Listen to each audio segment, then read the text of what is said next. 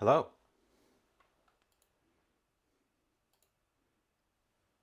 Hello. How are you? Welcome. I've had I was kind of tired today. I was thinking, will I stream? Will I won't? Will I really need this right now. Um, I was out doing errands and stuff. Listen to the radio. Listen to the news. I'm not going to go into specific details. Don't want to make this a big political dust up right now. I was so mad. I called my members of Congress and I shouted at them nearly incoherently just to vent at them my extreme displeasure over recent actions. Both of their answering machines cut me off and said, "Your time has you've exceeded your time." Um, just shouting at them. I was so mad. I need this. I need a nice, chill, cozy, happy. We're just gonna have a good time for a couple hours here, and that's it. It's gonna be a good time. So welcome to here. I have, if you're following Discord, which you should be, howdy, Flemish. Welcome in. I have a lot of plum jam because I had a lot of plums. I still have a lot of plums. I just have less of a lot of plums because some of them have become jam. And some of them have become dried plums, which I'll probably dry the rest of those because I love dried plums. Not prunes. I slice them. They come out like fruit leather, but they're really good. They have like a tartness to them that really concentrates when you dry them out. But we've got a lot of jam. I want to use some of that jam today. I also want to use something out of the freezer, so I grabbed one of my many discounted salmons from the freezer.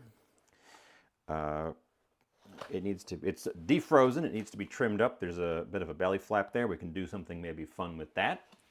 Don't really want to put that in without doing a full cook because that part will overcook very fast. The rest of it will cook much slower because it's about that thick. That little flap will go super fast. So we'll trim that off, do something fun with that. Candy it. Beer Runner. Welcome in. Happy Monday. Let's get out a jar of the jam. It thickened quite a bit. I don't know how well you can see the bubble in there. So it's not like it's completely syrupy still, but hi Rayuya, welcome in. So it thickened a lot. It's still quite gooey though. Never quite got there. And this is fridge chilled for now well over the days. So I must have done something wrong. I'm sure I got the proportions wrong. I think what happened is there was more fruit than it could handle. So we'll be using that for the glaze. I think it's thick enough that I can get it to stick onto the salmon very easily to get sort of a nice sort of sticky glaze. Rayuya, thank you so much for resubscribing. For 6 months. This is your 6-month renewal. Damn, 6 months. Can still be used for cooking. It can still be used for cooking. We're going to use the jam mostly for cooking because it is too goopy to do with, like, you wouldn't want to put that on a sandwich or a... Actually, it'd be pretty good on scones or like a biscuity thing. So it's still good. I also got mustard greens. These came from our friend, our farmer friend, who his mustard greens started bolting, so he harvested all of it.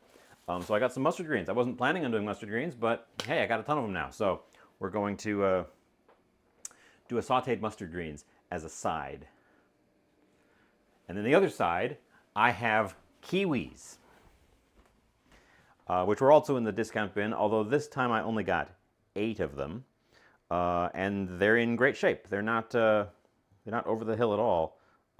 They're barely even like soft. If anything, some of them are slightly under. All right, I'm nowhere near you guys. You can't see anything. So we're gonna grab a couple of kiwis. I'm gonna try cooking with kiwis. Here's the kiwis. I think that the sharp tartness of the kiwi will go well with a fattier thing like salmon. Oh my god. Oh my god, Flemish has also resubscribed and kicked off a hype train. Guys, if you were waiting for a good opportunity to subscribe, the hype train is a great opportunity to subscribe. You'll get emotes. If we can get that bar filled up, we'll all unlock some emotes. Thank you guys so much. Wow. 11 months on an 11-month streak, no breaks. That's commitment. I'm not sure why I deserve such commitment, but that's commitment. Yeah. And then, so salmon, kiwis, mustard greens, and the jam, which is just going to be an ingredient today. I've also picked up, and I'm just going to show you what I think, assuming I can get the camera to capture it. I saw this really quite towards the, when it was too late to do anything about it, so we'll have to save it for next time. I found pork belly in the discount. I grabbed it. It is used by today. It still looks good. I don't think it's going to be going off super fast, but since I'm definitely not using it today because I'm not making two separate large proteins in one day, I'm going to vacuum pack this and freeze it. But since I've got you guys, I can show you how I do that, if anyone's interested. Also, I got a new toy that I want to give a very quick test drive to. I've cleaned it, and that's, have I even fully cleaned it? I guess I didn't clean the back very well. Oh my God, Flemish. I walk out the room for a half a second, and you're dropping the subs bomb. You got Mish, you got Beer Runner, you got Sigma Zippy, you got Mephistopheles, and the inverse, the Devonverse. Got it. Put that one together. Oh my God! And you've kicked our hype train to level 3. Wow. What the heck? I should walk out the room more often. Well, thank you so much. I don't have a song and dance for you, but thank you so much. I found another pan. That's what I was walking out the room to grab. This is not a hex-clad pan. Let's slide over to our countertop. It's got that same idea of a patterned raised steel protecting a nonstick coating. This is, you can barely see it, Burke, which apparently is also a pretty expensive brand, but as we found with that hex-clad griddle pan I got, expensive doesn't mean good. This one I got for $3 though, so very good deal. I wanted to give it a try because it does not have the problem that the other one had, where the bottom was domed. I'm pretty sure the bottom of this one is actually flat, so we could try doing an egg in it and see if it actually works. For making the congressional reps' voicemails uncomfortable. Yeah, again, I don't want to go into detail because I don't want to make this a overly political thing, but boy was I mad, and I shouted at them. Shouted at them quite a lot. Shouted at them until their voicemails said that you've exceeded your time and cut me off. I suggest you do the same, because oh my God. Anyways, I'm not sure what I'm going to do with this, but I wanted to give it a test drive at some point, just to see what it do. Again, it was $3, so even if it just ends up being kind of a generic nonstick, that's MJ, you are first somehow. Somehow MJ is first today. Welcome in, MJ. You are first. Congratulations. It's the same size as my existing sort of nonstick. So it might just slot in as a, it could replace this one. It could replace this one because this one I've had for ages. I've had this pan in service for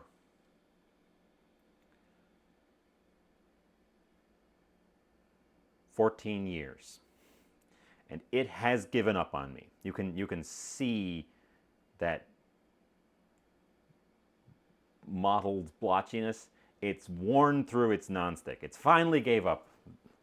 And I do have another one that's a small, same size one, but that wasn't really. This is just a Cuisin. No, it's a Calphalon. I bought this pan new. I bought this pan actually new because it's so hard to find small nonsticks that aren't scratched to heck.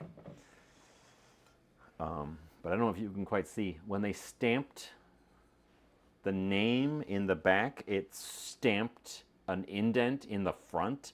Shoddy craftsmanship. Gotta say, that should not be a thing that can happen. So that might mean that this guy, because he seems like he's in good shape, could slot in as our go-to small nonstick. All the nonstick pans you have turn into super stick after about a year. That's the thing with nonstick. The stuff wears out. There are different materials that they use. I can go into a whole rant about nonstick. I don't think our food's going to take super long today, so I'm not afraid of going into some rants about the equipment. I am going to, while we're chatting, put the oven on because I'm going to want to do that. There's the hype train wrapping up. Let's see what we got out of the hype train box. Oh, that's a good one. It's the same one you guys got.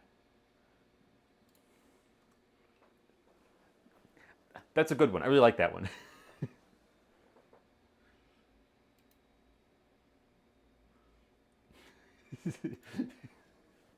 That's very good. That's very good. So yeah, oven's on because we can preheat that because we're going to end up putting the salmon in the oven. Again, I don't think anything's are going to take super long, so I'm happy to go off on rants. So the different kinds of nonstick. You've got your standard. This is the old style. This is. God, the label is so burnt we can hardly even see it anymore. Eco something. This was a Teflon. This was just your standard Teflon pan. I've had it for ages.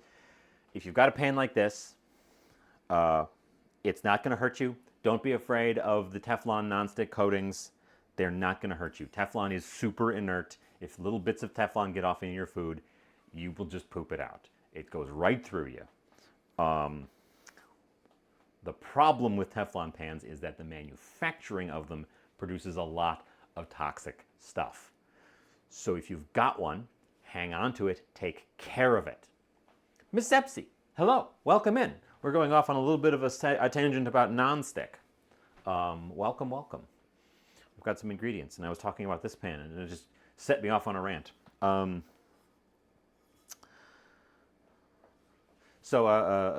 Yeah, if you've got one of these Teflon pans, take care of it. Only use it for things that you really need a nonstick for, and make sure that you only use wooden and silicone tools in it because they won't gouge into it.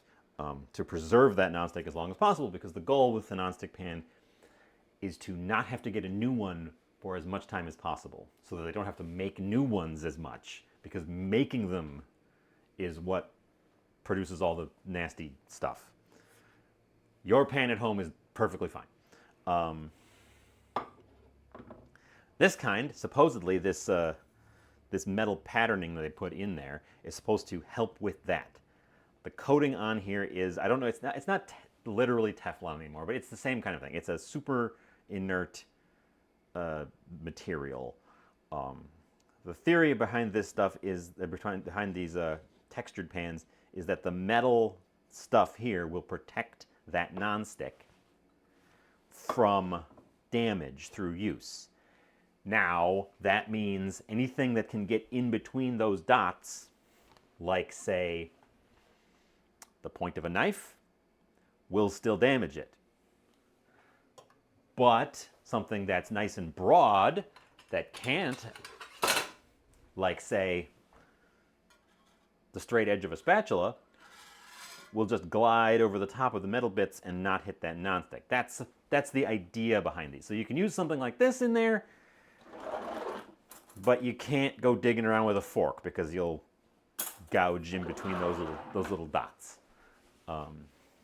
That's the idea behind these things. And it's a neat bit of engineering. I think they're way overpriced. So if you find one at the thrift store that's in decent shape, that's, I think, where you'd pick it up. The other kind, and I have to go to the other room for this one, the other kind of nonstick, because I only think I have one of these, and it's the big white one.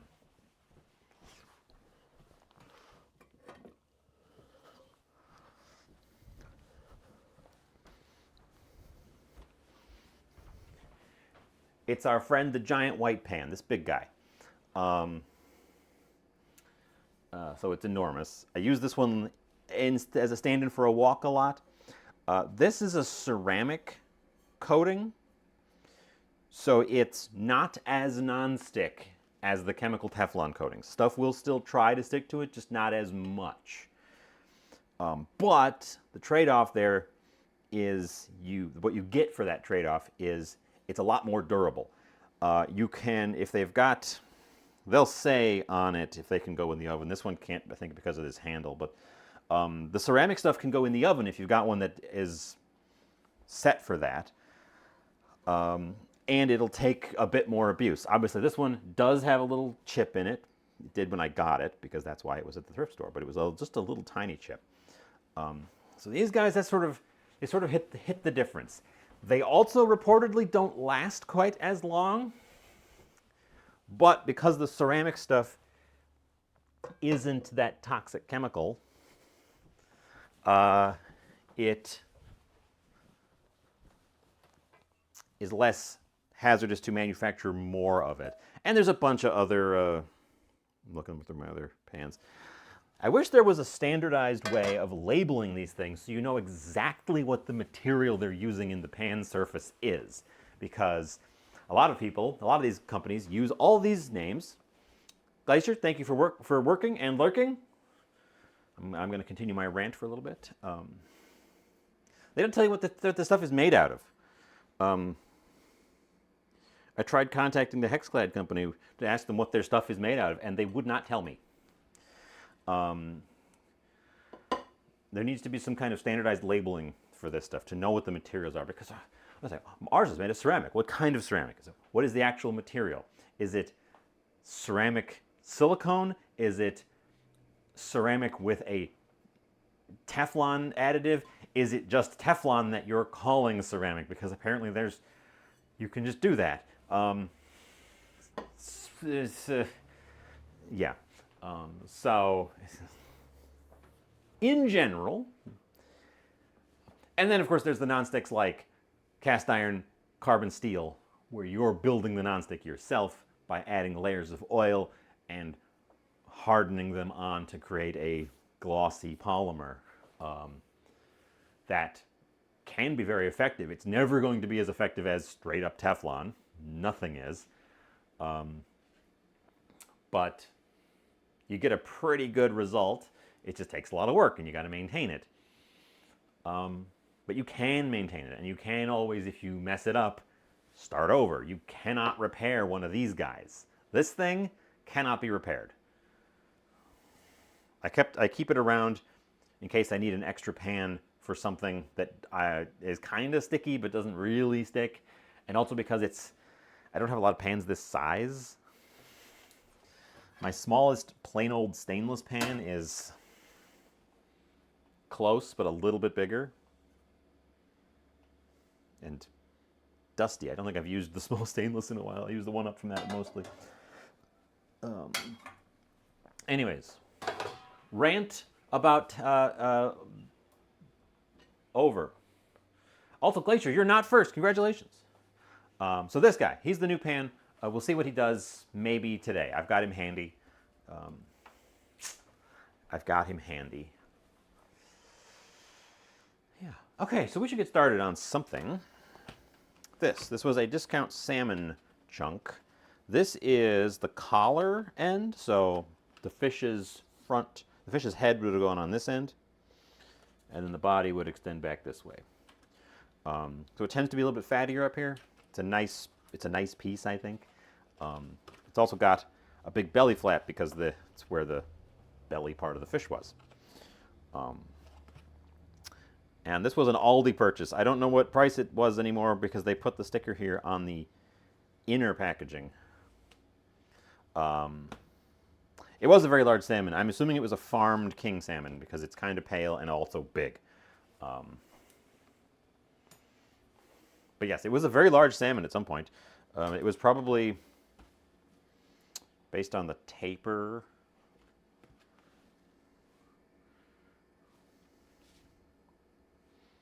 at least this big, at least as wide as my full table here. Big salmon. Let's get this guy out of here, though. And of course, because we are working with fish that was discounted, even though it has been shrink wrapped and frozen, we're going to open it up and immediately give it a sniff test. And if it does not smell, if it smells bad, we get rid of it. Actually, it smells really good. Ooh, it smells like really clean salmon. Ooh. I'm even more excited. Usually when I get one of these discount ones, I sniff them, they're like, yeah, okay, it smells fine. It smells like fish. It's not stanky, but it doesn't really smell like really good freshness. This one's got some freshness to it still. They must have gotten it in that shrink wrap post-haste. I am not going to put that on the board right away. I'm actually going to put it into another container. Ryu's got a workup on Xclad. Change from the ceramic non-skip. Terrabond TM.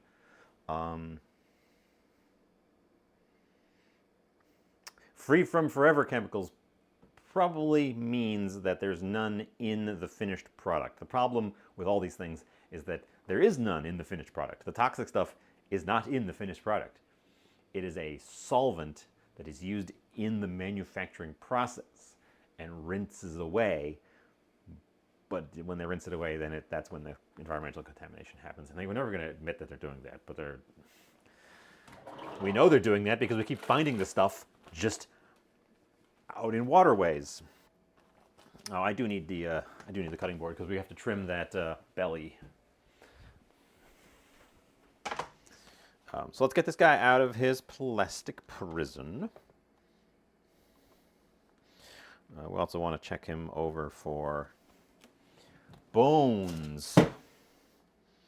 Oop, and scales, apparently. That's a scale.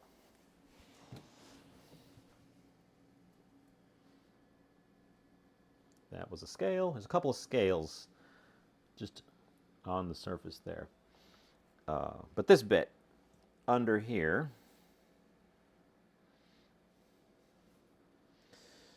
so right, this is what they call the collar. So let's slide you up a little bit. That's where the fish's head connects. This is the cutout where the gills go. There is actually a little bone still here from where the fish's head used to be attached. So I will cut that piece out. Because that's like a real bone, not just one of those little pin bones.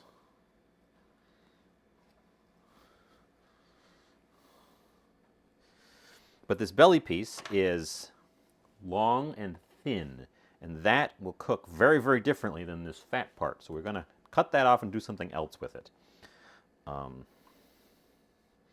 actually could just cut that, should just cut that entire thing off in one go.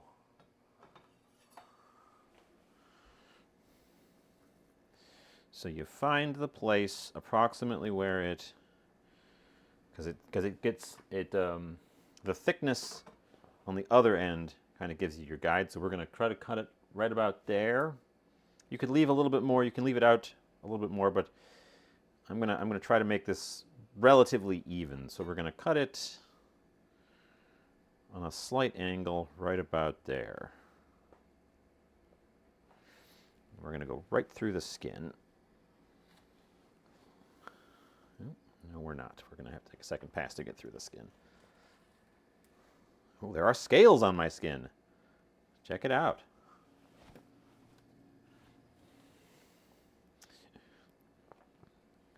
That'll be why we didn't get through the skin in one go, because they did not scale this guy. He's got scales. So that's my main piece. That's the little bonus guy. This is like the bacon or the pork belly of the fish. It's fattier.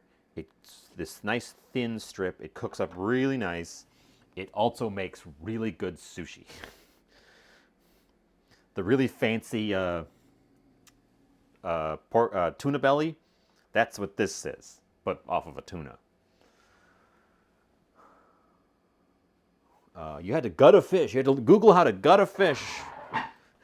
I've never gotten a whole fish guts in. I've gotten a whole fish head on, tail on, but it was gutted, so I didn't have to do that part. So I've never done that.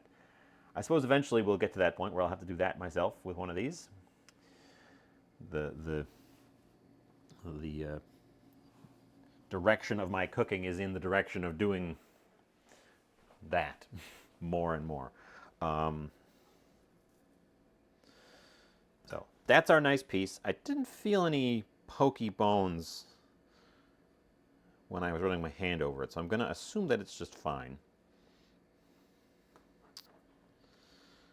And we're going to, once again, try to get to this little bone out of here without mangling the meat part. It's connected to the skin, which is likely why it's still there.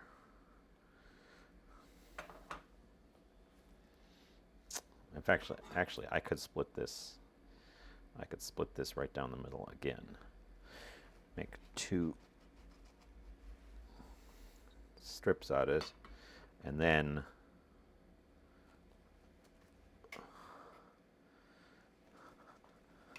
I'll be able to take that off. Throw the bone away. Not going to bother saving that one little bone. If I've got a whole carcass, I will save the skeleton for stock. If I've got one little bone, no, not going to save that. Oh, here's one. Or a vein, or no, it's a bone. That one.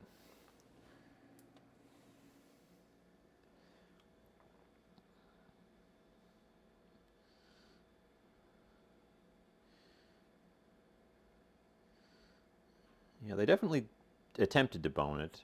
And that one was just sort of stuck on the surface too, so I think they did bone it out. Okay. So that piece, the one we're working with, I want to try something with it that I've never done with fish before, and that is a quick brine.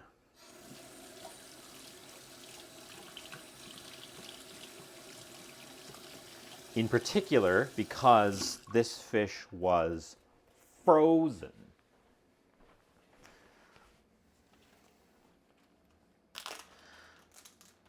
And if you've ever cooked salmon that was frozen, you'll recognize that white stuff.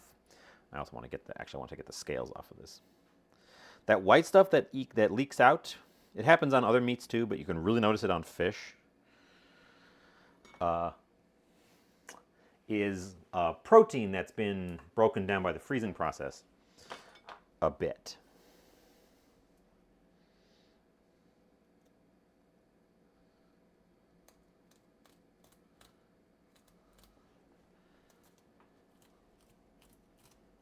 So put my hand there because the fish scales are trying to fly away. But I want to get the scales off of this guy because I'd like to crisp up our skin if we can.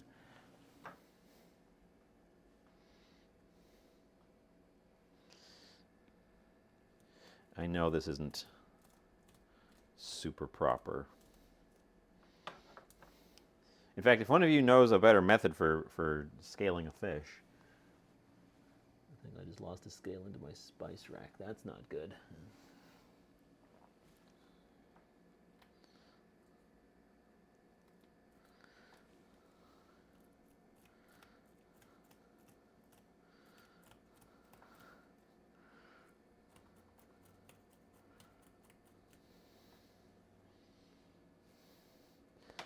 But yeah, I'm gonna scrape some scales off of this fish.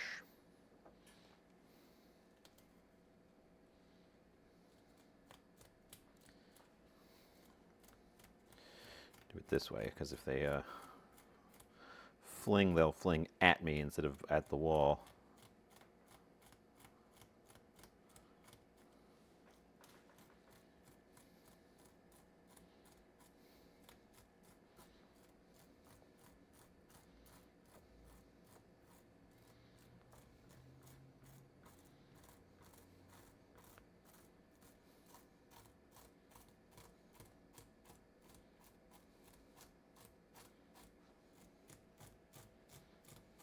Scales don't make for good eating.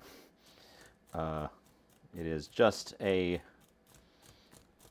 You can, much like shrimp shells, if you really fry them hard, they'll just turn into like crispy bits.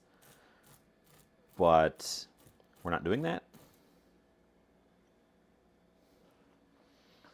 And I would like to eat the skin on this, because I like salmon skin, and it's much easier to remove the scales now. I didn't know there were scales on this. It's really hard, it's kind of hard to tell if there are scales sometimes.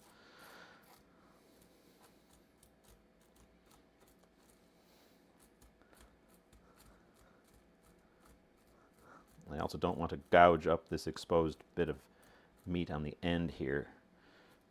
The skin is tough enough to handle this scraping. The meat, not so much.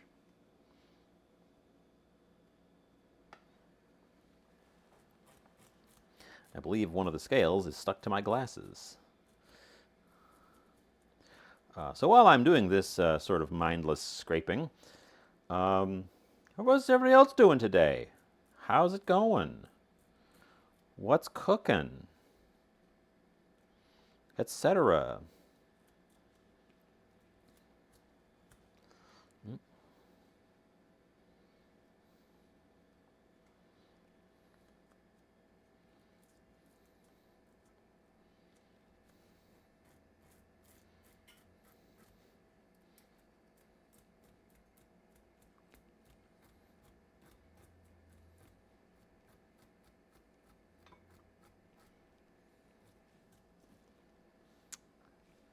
Nope. Apparently I'm squishing out some juice, which isn't ideal. My scales have... Yeah, they're just bunching up. They weren't coming off because they were bunching up into each other on the edge there.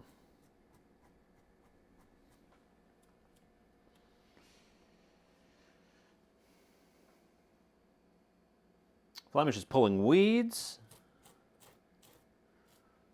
Sepsi is having a day off and doing barbecue chicken and corn. Wow. Those are those are different things. The two of you are doing weirdly different things.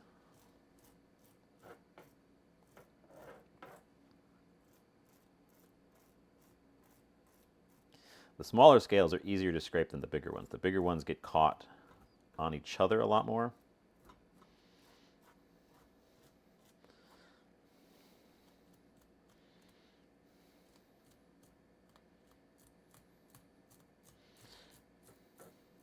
I'm going to be hunting down scales afterwards today.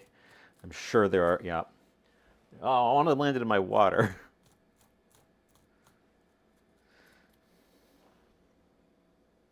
I should move these kiwis away while I'm doing this.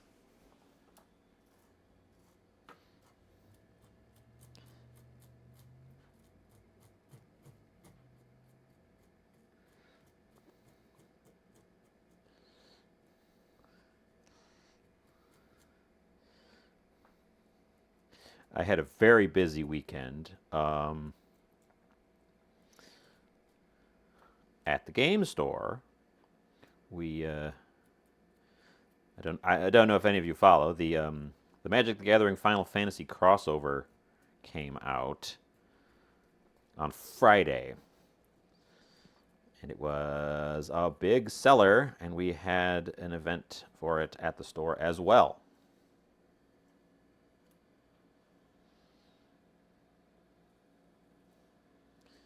I think we are scaled. I think we're scaled. I'm going to rinse this guy off to get those loose scales that are on it off of it.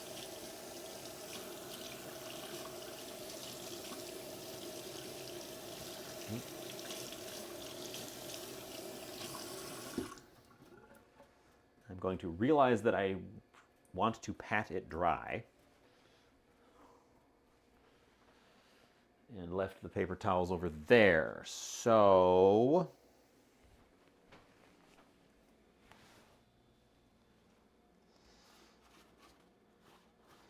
caramelized kiwi glaze. We're not actually making a kiwi glaze. We're making a plum glaze, and the caramelized kiwis are going to be served on the side. But I agree. That does sound good. Oop. And we are now having a salmon catastrophe. There was a drip escaped. Okay, we're gonna set a bunch of stuff aside. We're gonna do a quick cleanup. Move this guy over here.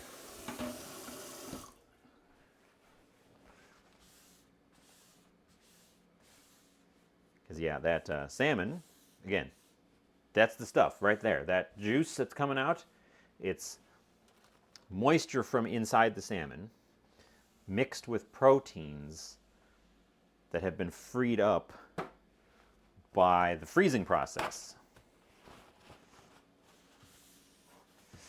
And when it leaks out into the pan, when you're cooking it, it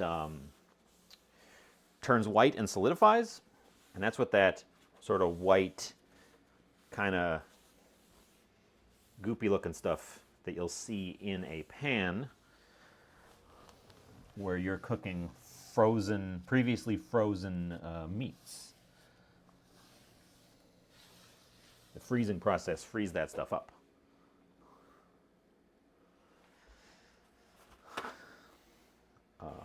Kiwis Foster is a fruit fly. Clean my glasses. Unfortunately, dump out my water because there's a fish scale in it. We'll get a fresh glass. Hunt down any other. We're going to be hunting down some stray scales later, for sure. I'm guarantee you some of them got away from me.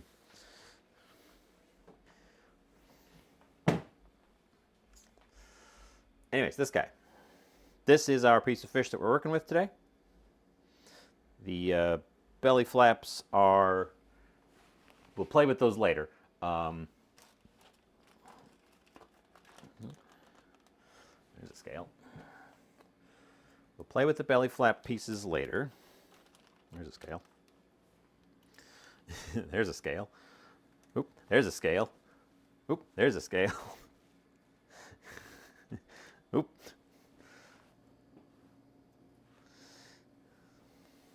Ideally, if you're going to scale a fish with a knife, you do the whole fish when it's intact, and you do it outside, so the scales can just go flying, and you don't have to think about them.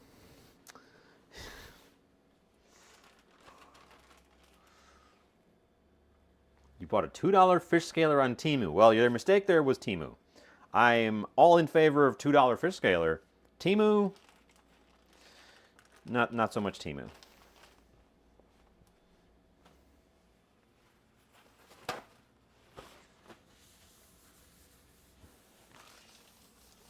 Okay. So, I want to do a quick brine. And I was doing some reading, and supposedly it helps limit more of that moisture loss when you cook stuff that had been frozen.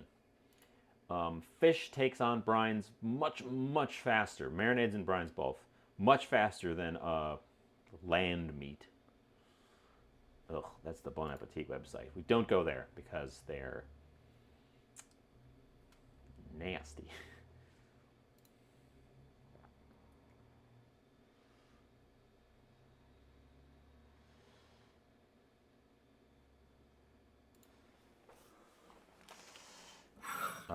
So it's just going to help firm it up a little bit.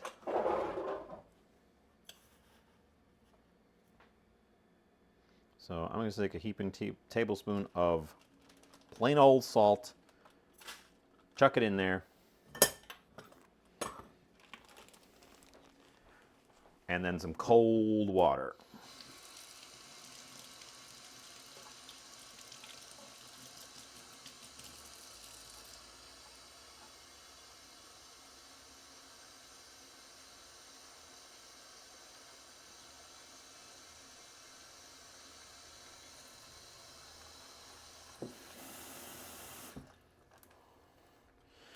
I don't know if that's a good proportion, but again, I'm not leaving this in here for a super long time.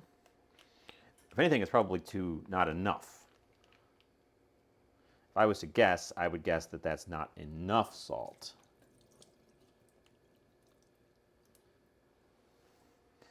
Now it looks like this.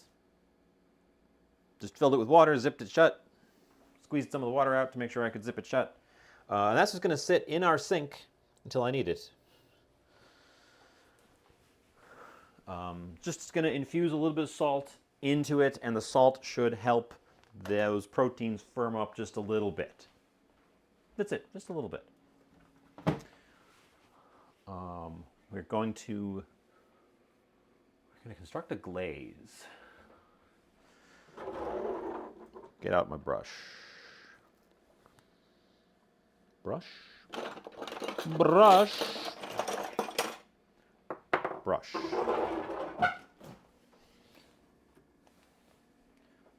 Plum jam. And for sure, plum jam and soy sauce. We could add vinegar. There's going to be plenty of sweetness. We won't need to add any other sweetness. We might need to add a little bit of vinegar to bring our flavors in together. Pull up a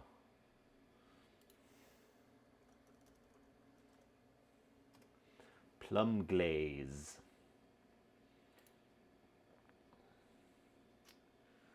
Blah, blah, blah, blah, blah. What did they use? Plum jam, chili sauce, grape juice, lime juice, allspice, garlic, green onions, and a little bit of oil. Okay, okay. I think a dry brine would work. I don't really want to make it massively mega salty with a dry brine and then a longer rest so that the salt can extract moisture and then push back in like you do with a...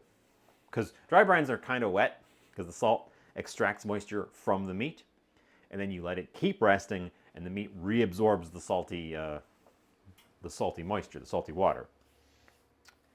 In this case, I want to get some salt into it, and I also would like to dissolve and pull out some of that loose protein so that we don't get those little blobby white things as much in the finished thing. So I'm going with a wet brine, and then again, it's not going to have a big effect on the saltiness. A bowl.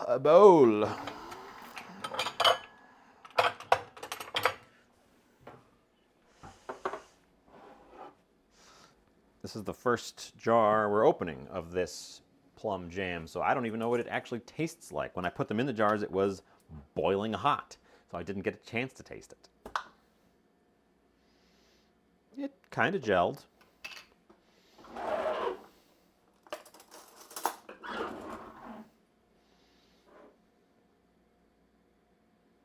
It's thick. It's as thick as a sauce. It really coats a spoon.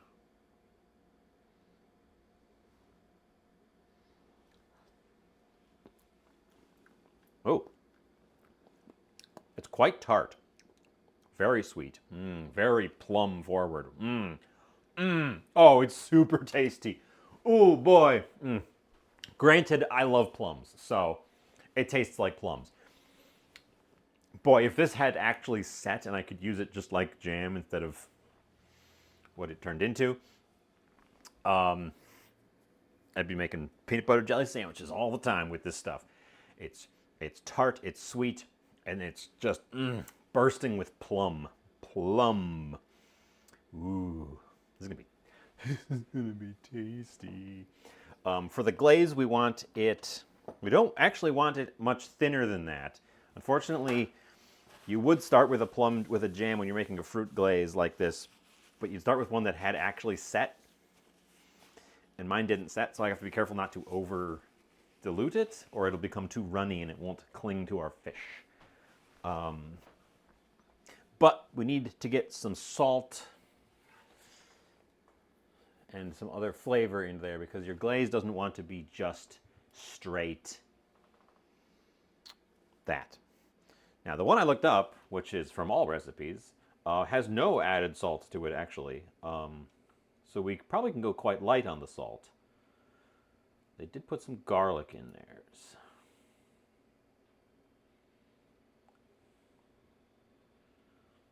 Ooh, a ham glaze. Sorry, I'm just pulling up. I'm just looking at recipes on the side here while I'm. So that's a multi-layer glaze because they're brushing it on. So there's quite a thin and runny one. Soy sauce, mustard, 5-spice, and plum and honey. Well, they're starting with a prepared plum sauce though. A little bit of mustard is probably a good idea. Do I have a Dijon? I do. Okay. We're going to start with just a couple basic elements here. Also, our piece of fish isn't enormous, so I can't go crazy with this. Sure, about that much. I'm going to start with about that much. I feel like that's equal parts mustard and soy sauce. The soy sauce just kind of spreads out a lot more. And then a whole bunch of this stuff.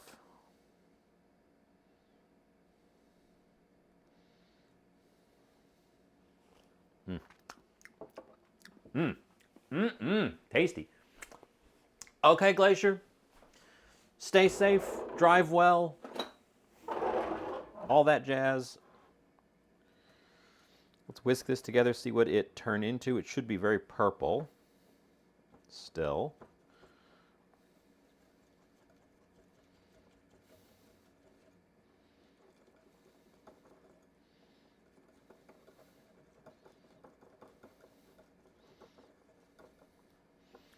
Give it a taste.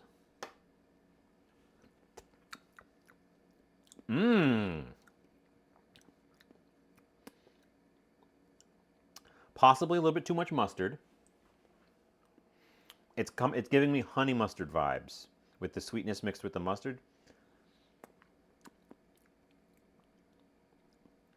That cut the tartness quite a lot. No more soy sauce. I would say a little bit less mustard, which means I'm going to add a little bit more jam to balance it out.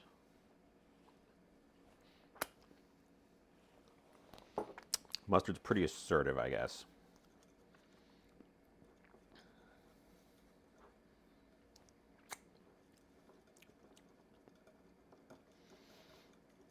Okay, okay. Again, we don't want this to be...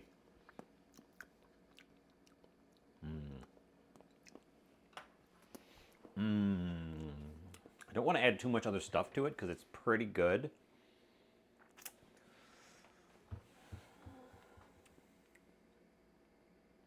It's interesting too. I'm going to give us a little bit of powdered ginger. I think that'll incorporate pretty well.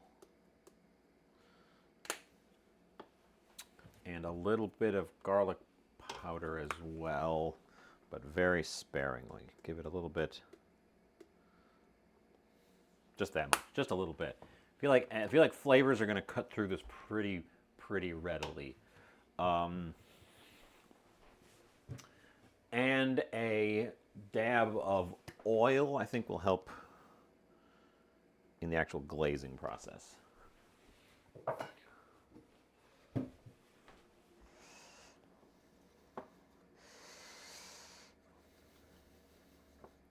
Or in the heat transfer in the baking.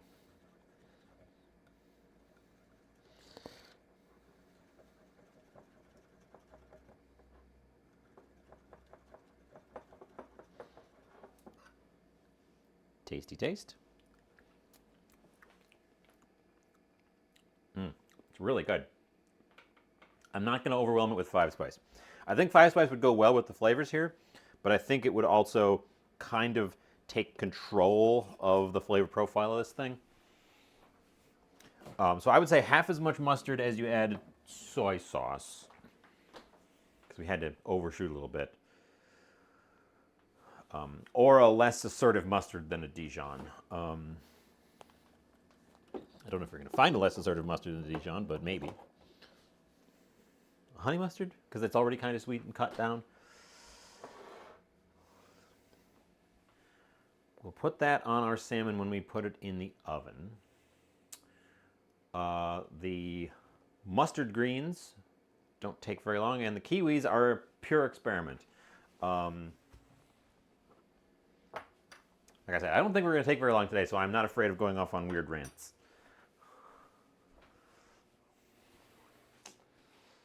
Weird rant times. Should we start playing? Should we just start playing? I need to do a test drive on something. Where's my little board? No, I can't do this in the little board. It'll burn the little board. We'll use the little board for the cutting, but then we're going to have to get out one of our cast irons to...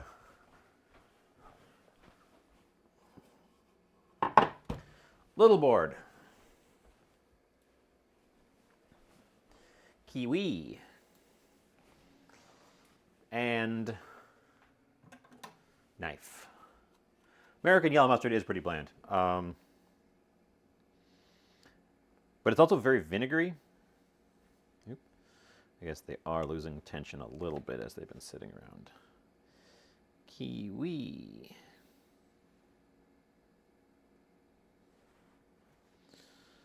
So this is just a test. Oops. Wow, that is a dull knife. I blame the knife.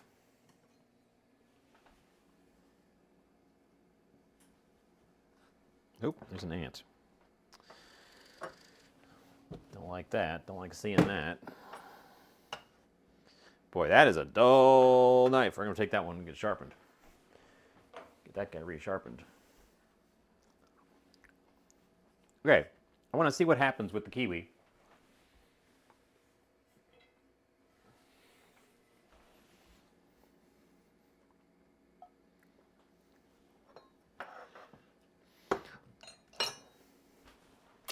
If I do this to it. And by this, I am, of course, referring to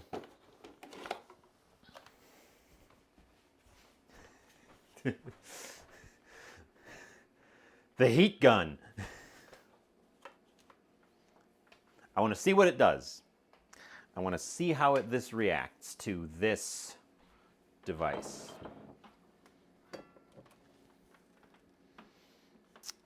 So make sure it's not going to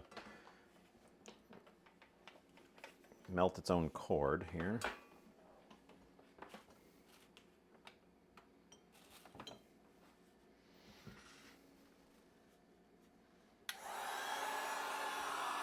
Yep.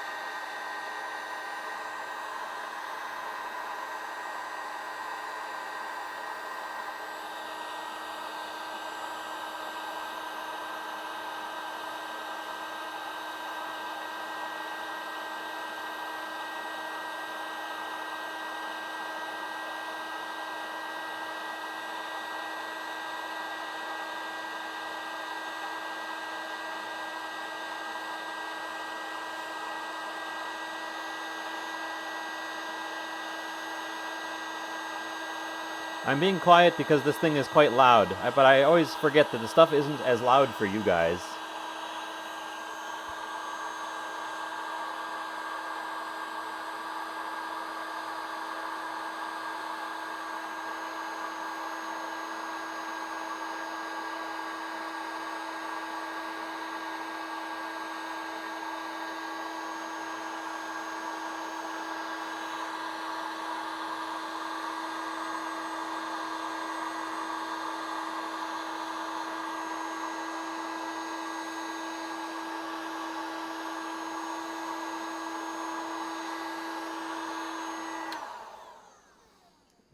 And there you go. You've never seen a heat-gunned kiwi before? Well, where have you been? Anyways, that's the test. That's just the test drive. We're gonna prop the heat gun on its butt over here to avoid burning my house down. Heat gun shoots out 1,000-degree air. That is hot. But it means also that the cooking that it does is very, very skin deep. It's also going to mean that the pan around that has gotten quite hot as well. I should have put down my silicone trivet for that to shield the countertop. Didn't get problematic, but that was a test. Probably less efficient than doing it in the air fryer. We might do these in the air fryer. But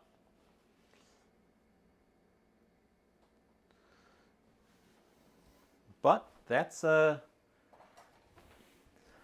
this is what I'm testing. This is what I'm testing today. Is I don't know what this is going to taste like.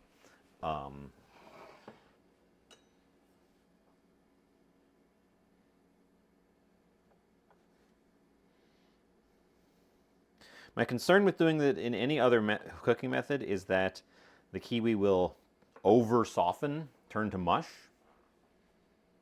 because it's already kind of squishy.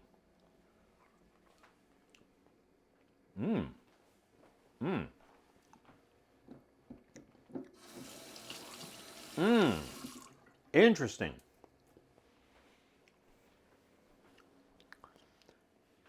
It takes the edge off the acidity a little bit. It really makes it sort of mellower and rounder. I know that doesn't mean anything in flavor, but people say round. Interesting. Strange. Is that good? It's interesting and strange.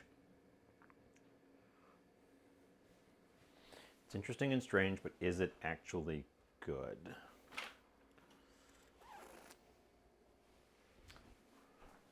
And should we attempt an air-fried one just to see what that does? I am going to attempt an air-fried one just to see what it do.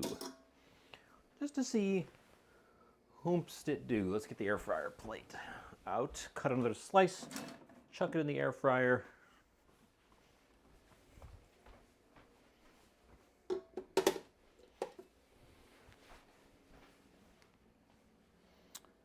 Cut another slice, chuck it in the air fryer, see what it do. I do eat the skin on my kiwis, so heads up, I'm not peeling the skin off these guys.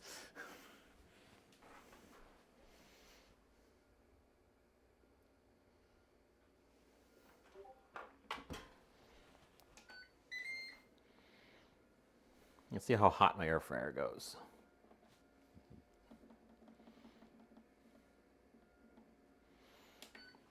Frying that one, see what that does.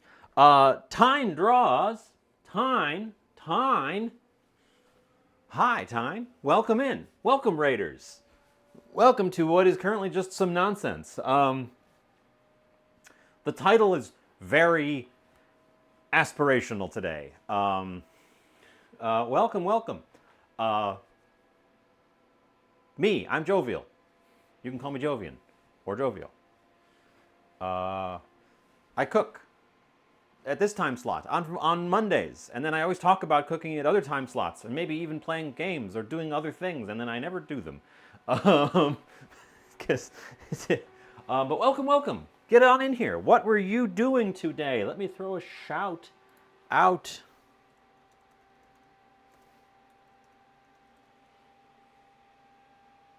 At you. What was up? What we're doing currently is experimenting with ways to blacken or caramelize our kiwis. So this one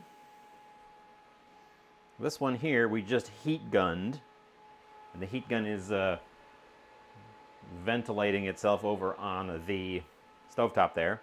And I just put another slice in the air fryer to see what that does. Because I want to see how this stuff behaves. We have a piece of salmon. We started out by scaling, trimming, and lightly brining some salmon, which is currently sitting in its brine over in the sink.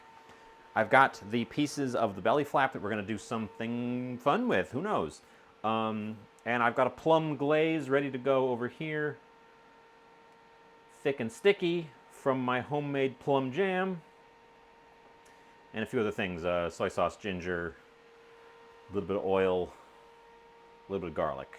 And some mustard. A little bit too much mustard, turns out. But and then the big yellow bag that's slightly off the side of the screen is full of mustard greens. That's going to be our vegetable-y accompaniment.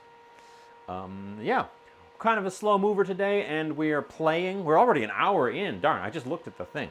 We're already an hour in, so maybe I should stop waffling around and playing so much and actually get to the good stuff. You were drawing horses and carts for the cover of your sample comic. Exciting, exciting. If that sounds exciting to you, dear viewer, go check out Time.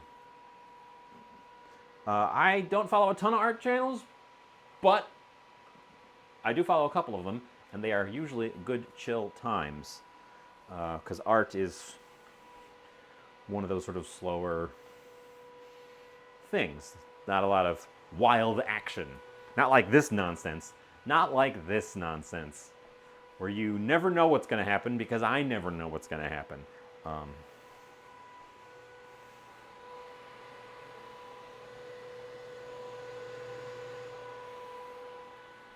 think I got some bean juice in my magic pot somewhere in the workings because lately every time I use it, it smells like beans. The stuff coming out of it doesn't taste like beans, but the thing operating smells like beans. There's probably a bean caught in there somewhere. Yeah. Something tasty. Yes, something tasty is going to happen. I will make tasty food out of what I'm working with somehow. I'm just not sure exactly what our direction, what our path to that goal is at this stage. The mustard greens need flavorings and oils and stuff as well, so we have to think about that. We could throw some garlic in. I have some fresh garlic. We could throw shallots in. Get them started, get them bordering on crispy before we get in. So there's little, like, on the edge of charred shallots mixed in with our greens. I've got some fresh ginger. I've got more plums. I've got enough kiwis and plums we can play around with fruit for a while. 15 seconds left on the air fryer. We'll see what the kiwi looks like. It might look like nothing. It might look like just a hot kiwi. Because the air fryer is nowhere near as hot as the heat gun. You have the Ninja Foodie. I have the Ninja Foodie. I have the Ninja Foodie as well. The Ninja, yes. You can boil water with vinegar and lemon. It helps clear out the smell. Yeah, the last time I made beans, I think something got up in the vents.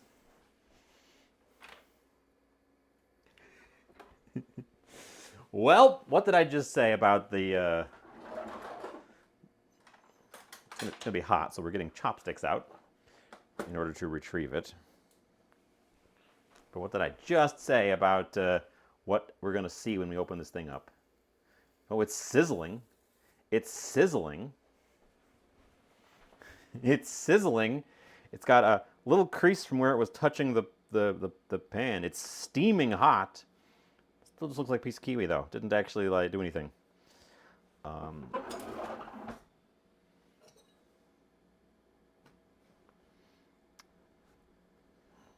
think the air fryer just doesn't give us enough of direct blasting heat to accomplish the caramelization before burning it. Glacier is back. That is just a hot kiwi. That one there is just hot kiwi.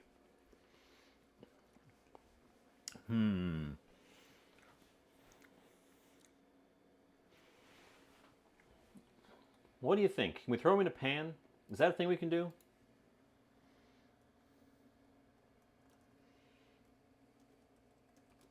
I did not plan out how I was going to accomplish the caramelized kiwis before we started.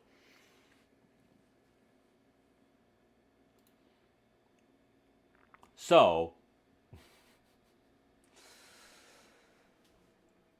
caramelized kiwis, preparation of caramelized kiwis. I'm 90% sure most of the recipe pages I pull up these days are AI generated because any weird thing I'm looking for, there's one page that has it, and it's very poorly written and very recently posted.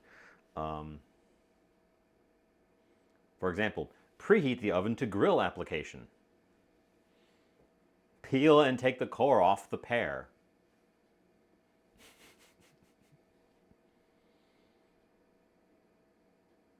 They're adding sugar to caramelize the sugar. They're not caramelizing the natural sugars in the kiwi. Okay, that makes sense. They're also using powdered sugar? Disagree. Disagree. Disagree with that concept. I do want to try one more weird one. I do want to try one more method. Probably the least weird method, if I'm honest. We're going to grab that nonstick I was just talking about.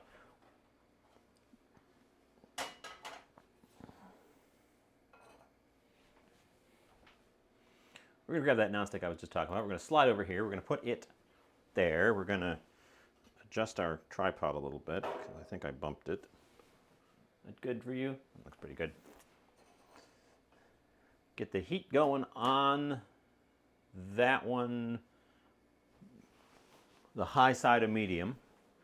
We're going to we're going to get it heated up, but not massively heated up because I didn't put any oil in the pan. We're going to take a slice of kiwi. We're going to see what happens if I just chuck it in a pan. That might be all we need. Chuck it in a pan on hot. See what it do. We should probably give it a little bit of oil, right? No, we shouldn't. I've done that before where I added oil to a fruit thing to cook it and you ruined a nonstick with an onion with no oil. Interesting.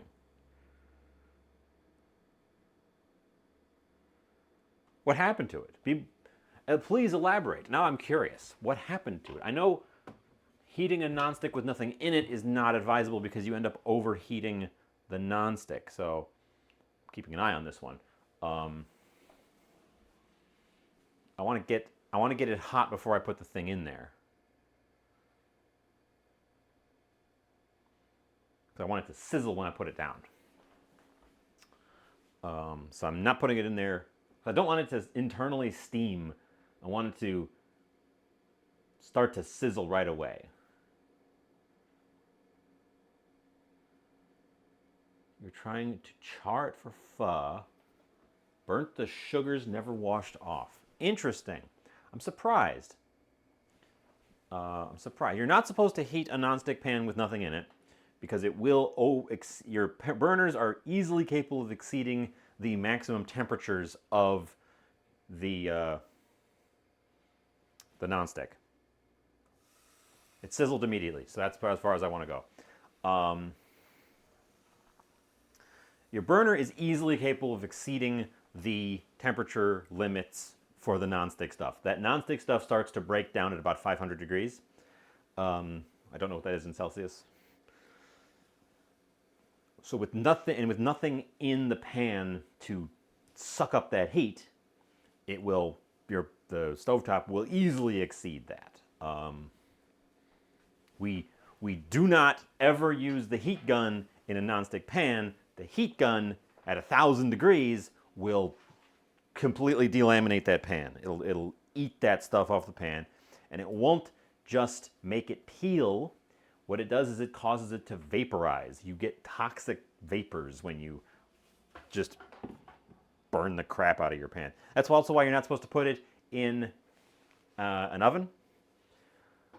Technically, their heat rating will let them survive ovens, but the maximum temperature of an oven is very close to the max. It's like 485 or something is when they start to really break down. The maximum temperature of your oven is hot enough to damage the nonstick coating. So that's why you're not supposed to put those in there. The ceramic nonstick, we're back on nonstick pans. Unless you were here, we had a big discussion about nonstick pans at the start. Because I have a new one that we were going to give a test drive to. I got this guy. One of these clad things. For $3 at a thrift store. Looks brand new. We're going to find out what it do. Honestly, this would have been a good use for that red pan because I don't think that this is going to stick terribly hard. If it does, I'll be surprised.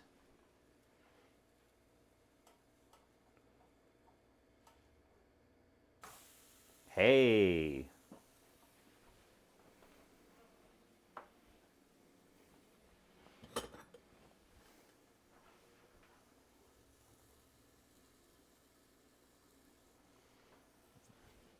That looks okay. That looks okay. I definitely don't think I want to oil it. I think just using a pan is going to be our winner.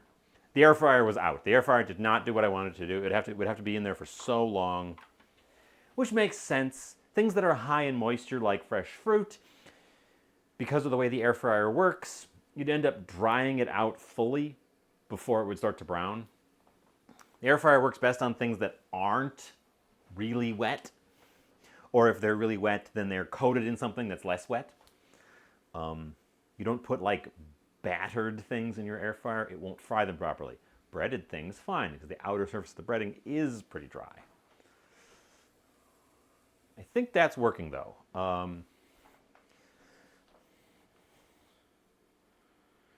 And I think if I put a couple of them in there, it would help them not. I wonder if you could even do. Now, if we put them in just stainless, I'm sure they would stick. I'm sure they would stick. Okay. It also didn't feel like too mushy, which is my other fear. Put a little bit of salt on this one. Probably shouldn't have done that right away. Oop. We're burning it out a little bit. That might be too hot. That might even be a little bit too hot.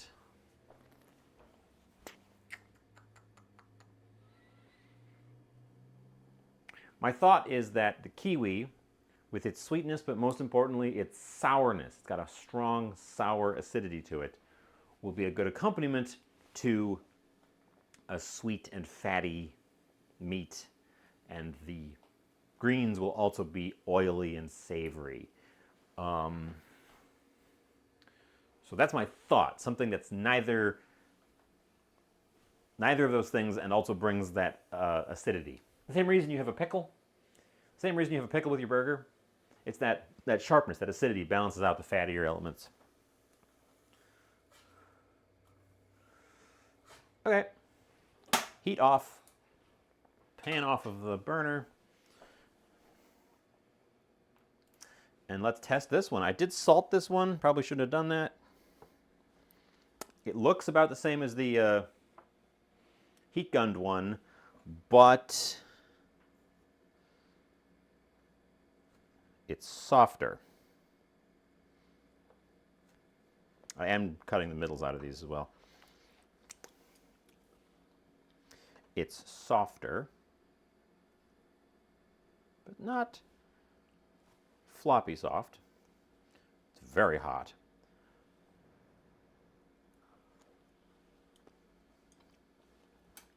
Mmm. Mmm. Okay, that's the winner.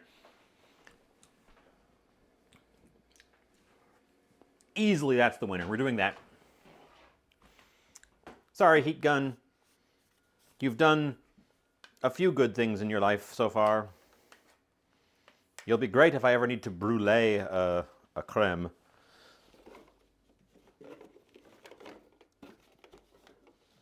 Brulee a creme.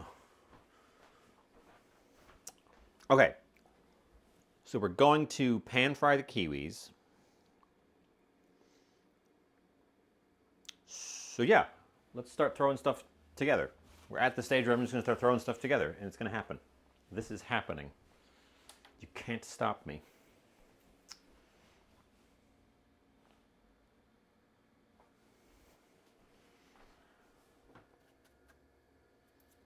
Yeah, I think a little bit lower temperature on the kiwi as well would help. Okay.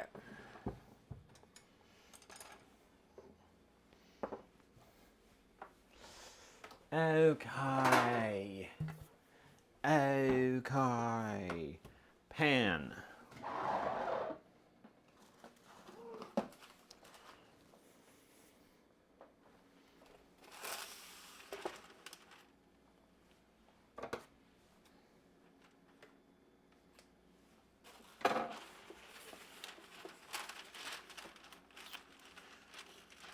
Waste less paper that day, or that way. I'd also waste less paper if I cut these things straight.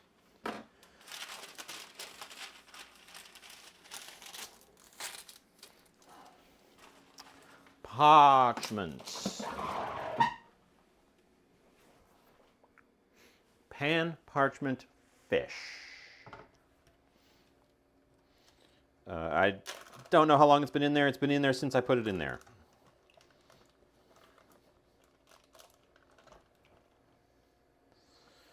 I'm actually going to dry it again with a paper towel.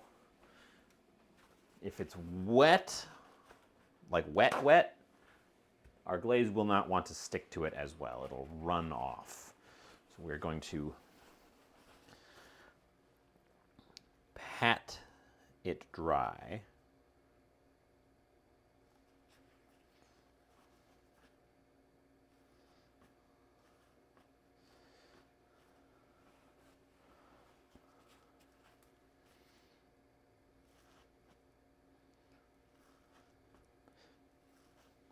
Surprised it wasn't descaled. I wasn't expecting to have to do the scaling step myself, but I have encountered them with scales on a few times before, so it does happen. There's our piece of fish. There's our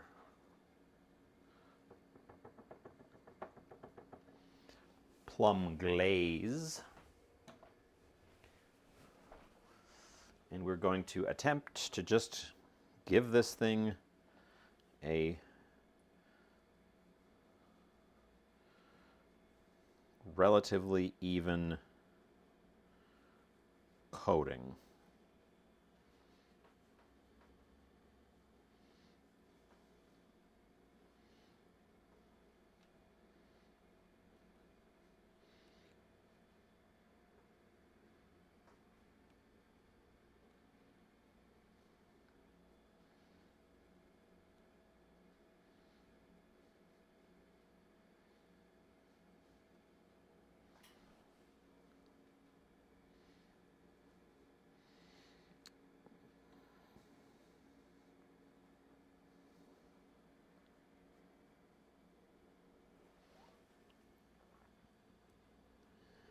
Make sure to get the sides. I'm not doing the skin side though.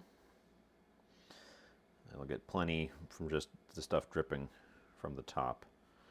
Okay, that's a pretty thin coat, but that's fine. We will add layers to it as we go.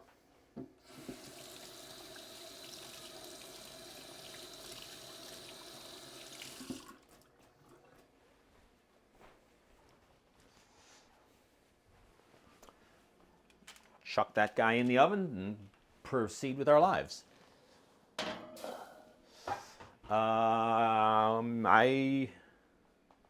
It was 40 minutes into brine. I was shooting for about a half an hour. I wasn't really timing it though. I was just kind of eyeballing it.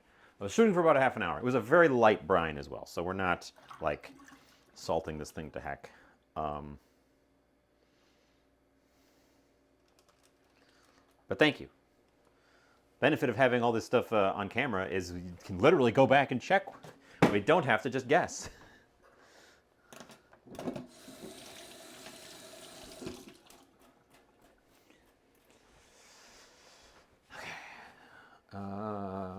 Yeah, so that's the main event. It's in the oven. We are going to... What are we going to do? We don't want to do the greens too early or too late. I'm going to grab a shallot. I'm going to start slicing up a shallot. Shallot lives in here for now.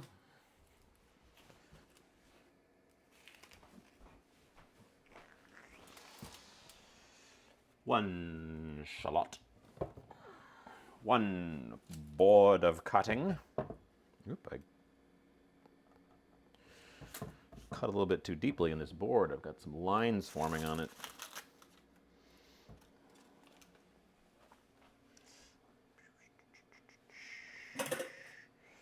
One big old knife.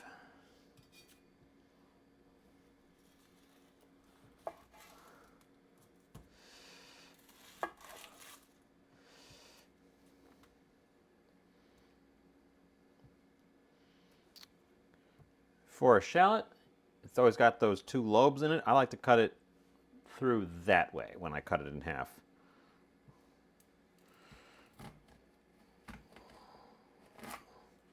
To ensure that I'm getting through both lobes and not just separating them from each other.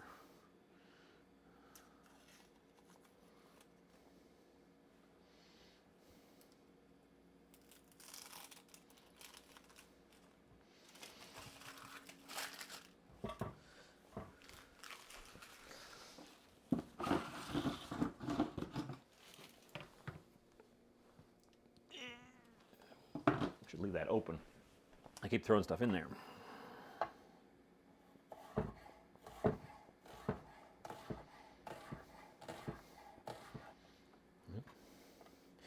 losing my little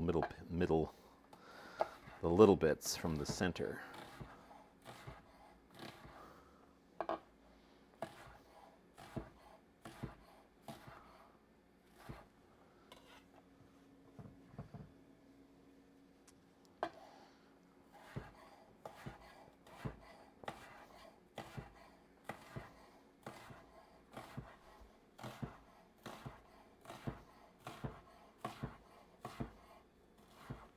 Okay. Oop, I dropped one of the slices. Gross.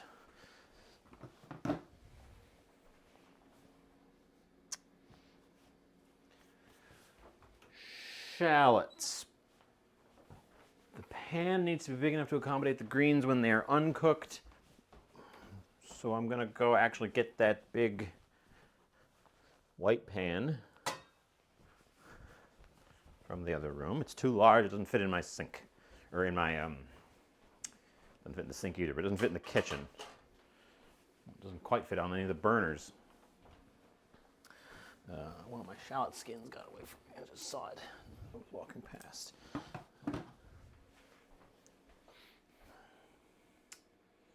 Slide over our large pan.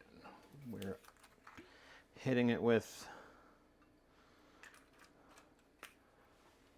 olive oil, getting the heat on.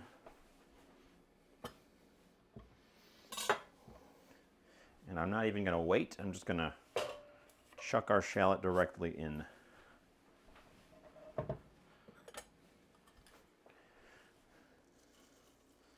With some salt. Let that guy get started.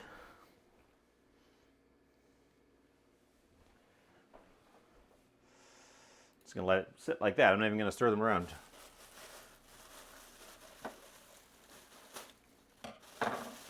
Let's come back over and let's look at our mustard greens.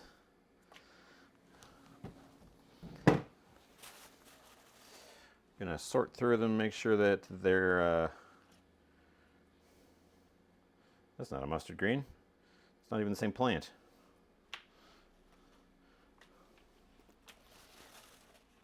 Gonna sort through them, make sure what we've got is what we've got.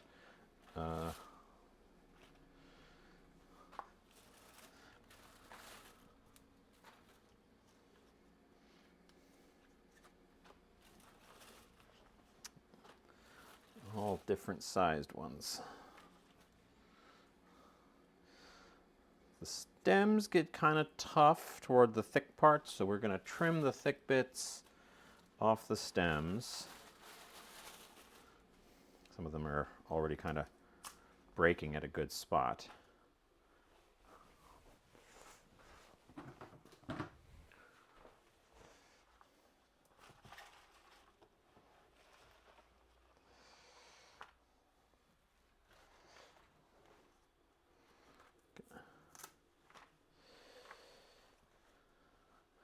So mustard greens are a bitter green, a leafy green, along the lines of collards, kale, arugula, things like that. They are related to mustard, but they don't taste like mustard.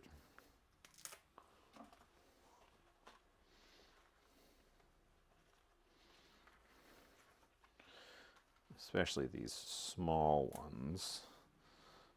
Just snap the stemmy bit off, and the small ones will be extra tender because they are small.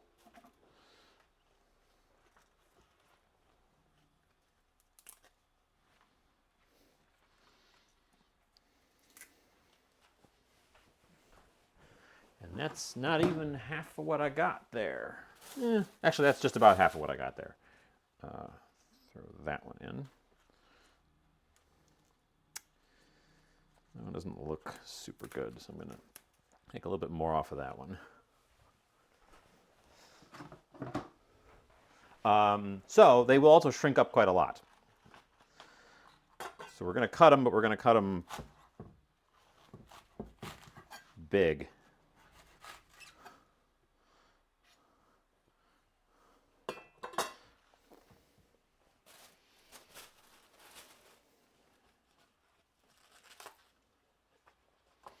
We could also just tear them, actually. They don't have to be neatly cut.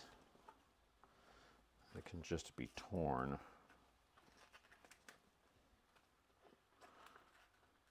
MJ is going to bed, going to lurk. Good night, MJ. Sorry you couldn't quite make it. I know my schedule is quite late for the peoples in Europe land.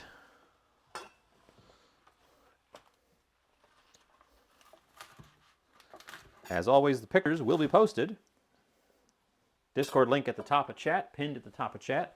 Otherwise, I do post them around other people's Discords if you have arrived here from one of my self-promo going live things in somebody else's Discord.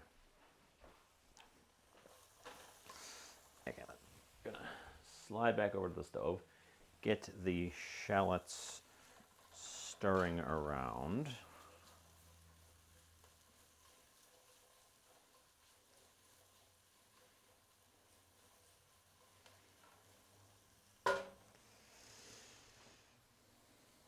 Turn the heat up on those a little bit. I don't need this pan anymore, and I don't need this pan anymore.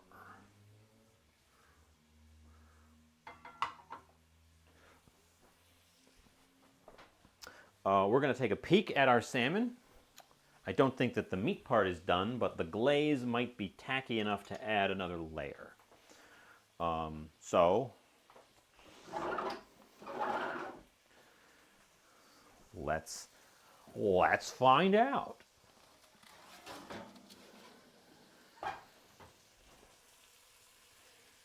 It looks about like that. It's not flowing really. Grab the chopsticks to poke it, but I think I'm just gonna eyeball it.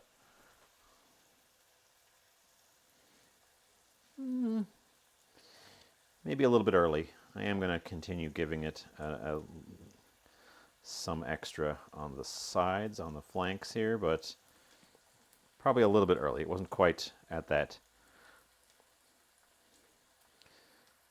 stickiness that I think I was looking for.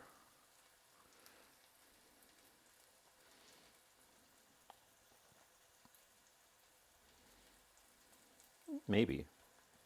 Maybe. No, we're going to shove it back in.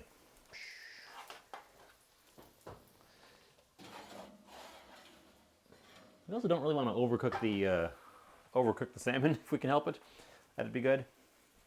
We're going to run the danger of doing that with it in a oven.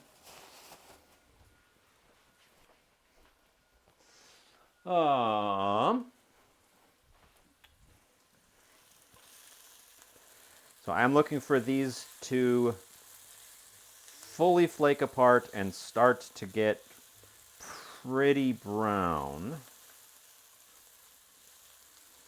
A little bit toasty around the edges, maybe. You know what might be good here? You know what might be good here? Is some nuts. We don't use nuts very often, but I have some nuts.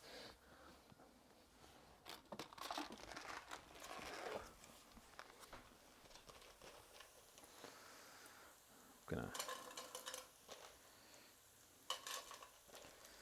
throw in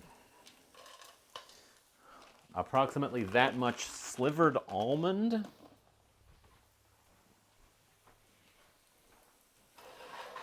Which will start to get toasty along with these shallots. Always be mindful when cooking nuts or any kind of seed on the stove top. They feel quite dry to your hand, but they do in fact contain quite a lot of fat. And also sugars. And they can burn quite easily. Typically you'll run into danger when you're trying to do a dry toast of spice seeds or a dry toast of nuts, where they will go from pale to burnt in way faster than you'd expect. So now that the nuts are in there, I don't want to let this go. Now this has got oil in it, that will mitigate it a little bit. But we still don't want to burn the nuts. Burnt nuts taste terrible. And they don't feel very good either.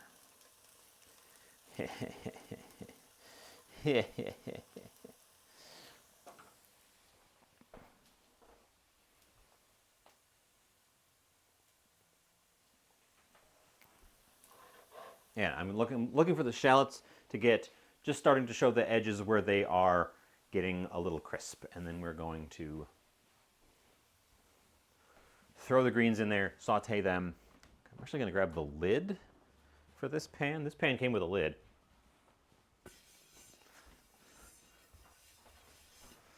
This pan came with a lid. So we're going to grab the lid because we're going to want to trap the thing inside of there. I can burn these nuts.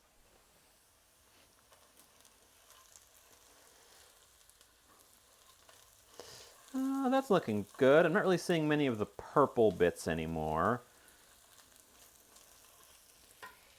Let's take our greens, throw them in there, see what it looks like. This isn't quite like spinach. It's not just going to shrink up in an instant to nothing, but it is going to shrink up quite a bit.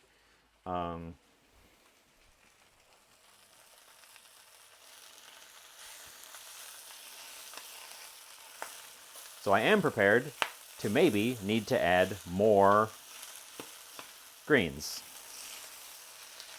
as these ones shrink.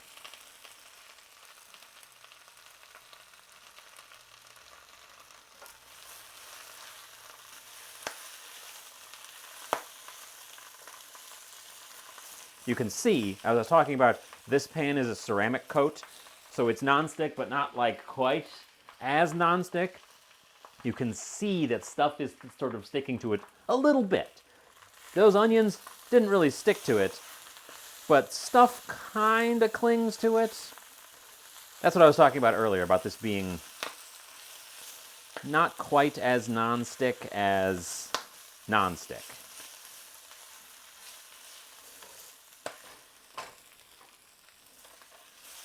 Boy, those did shrink up almost as much as what you call it, spinach. I think I'm going to add a little bit more.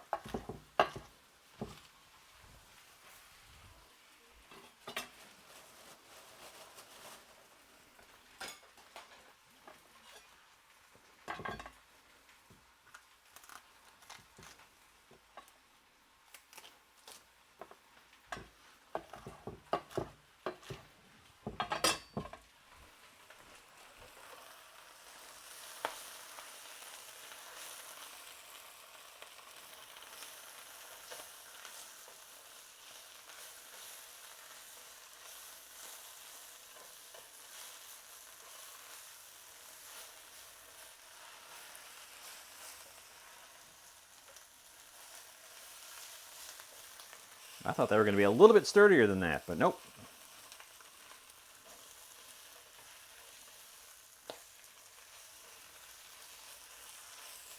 Okay, off the heat. The heat is off. And I'm putting the lid on, and I'm transferring it over to the non-hot burner.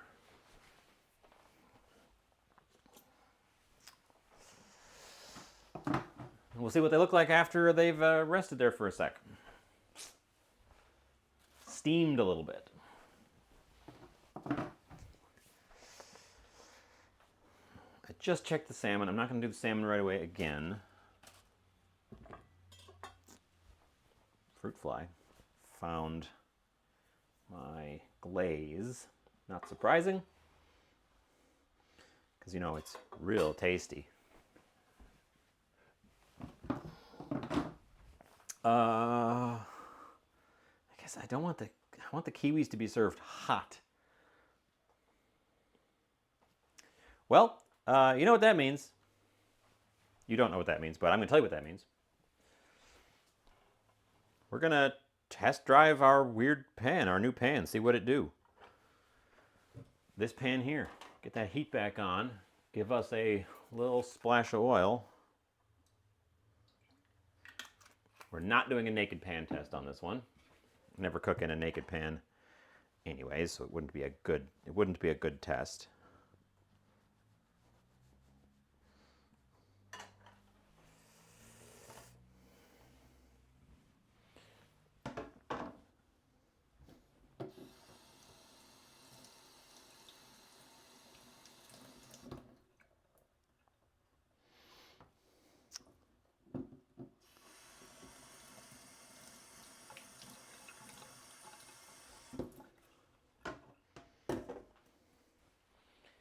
Let that guy get a little bit hot.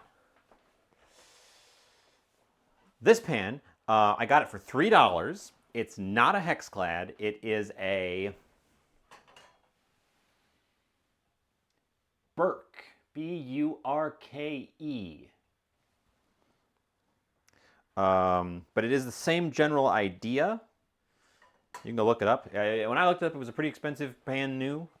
This one looks like it's in great shape.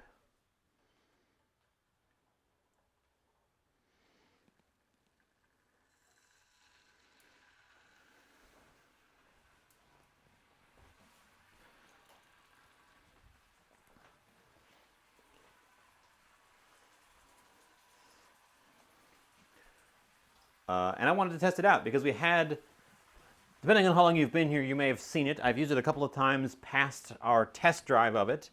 But when I got it, I gave it a test drive just to see what it was, because I did find, it lives in the other room again, I did find this guy, an actual Hexclad, likewise very, very steeply discounted, griddle pan. And we gave it a test drive right away. And what I discovered was it is bowed in the middle. It bulges upward in the center. And initially I thought that was a defect, or possibly a damage from misuse. What I've discovered is it's an intentional design feature that makes these things effectively worthless. Because when I tested it, is I put an egg in it to see, because you're supposed to be able to crack an egg in these things, and it won't stick. And I was like, sure, I can test that. And I did that, and it didn't stick. But what it did is it fell to the one side and formed like this weird crescent shape. So I hated it. Apparently it's for strength. But yeah.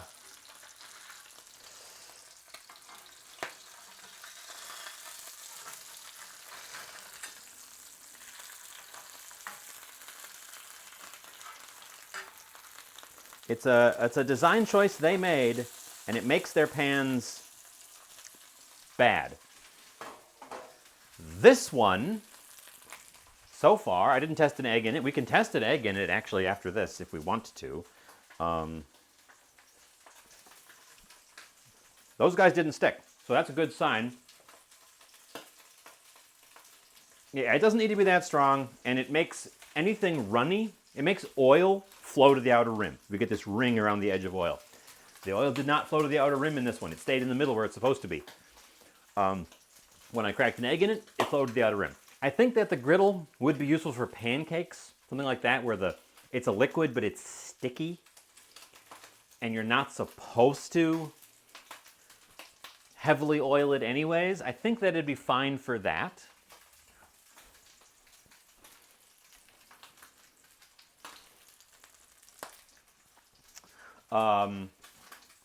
I've got it turned up quite hot here. It is okay to use metal in these pans. That's the point of the pans. Here, I can pick up and hold the Hexclad one. I've got this quite hot because I want to see if I can get the skin side to crisp in this pan without it sticking, with it still attached to the flesh. These are the belly pieces. You can see the flakes separating because there was so much fat in between them.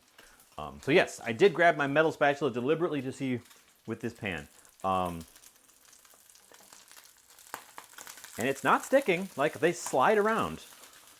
So it is in fact working. Turn that off before I set off my smoke detector.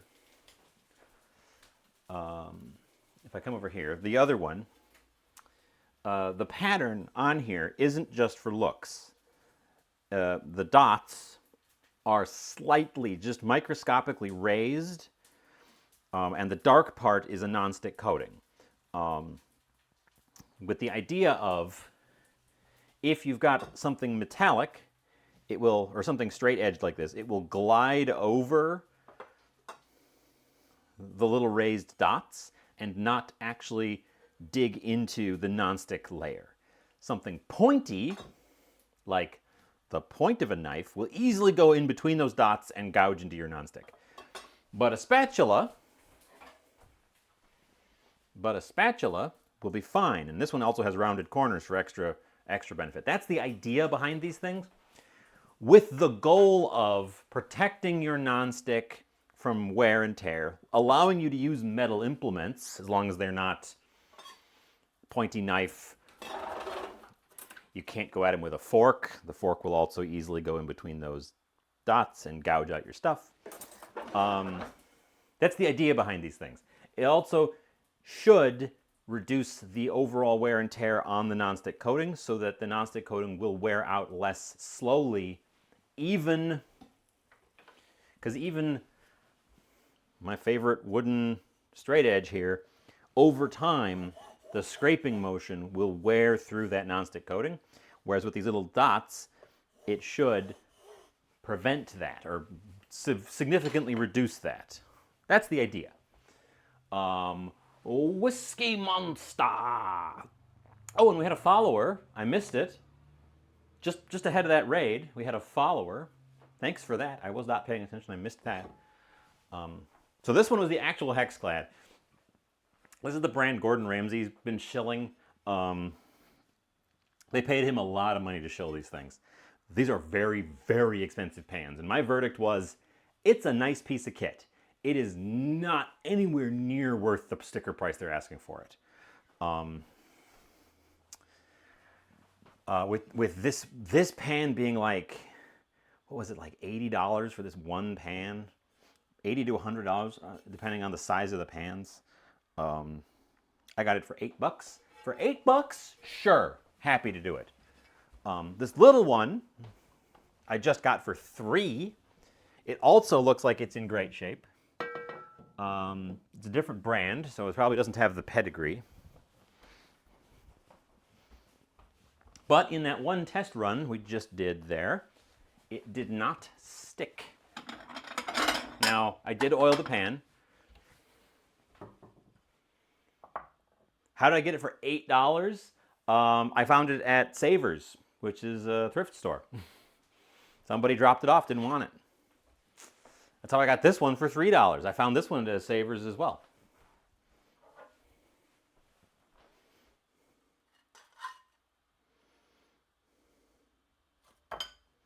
Hey.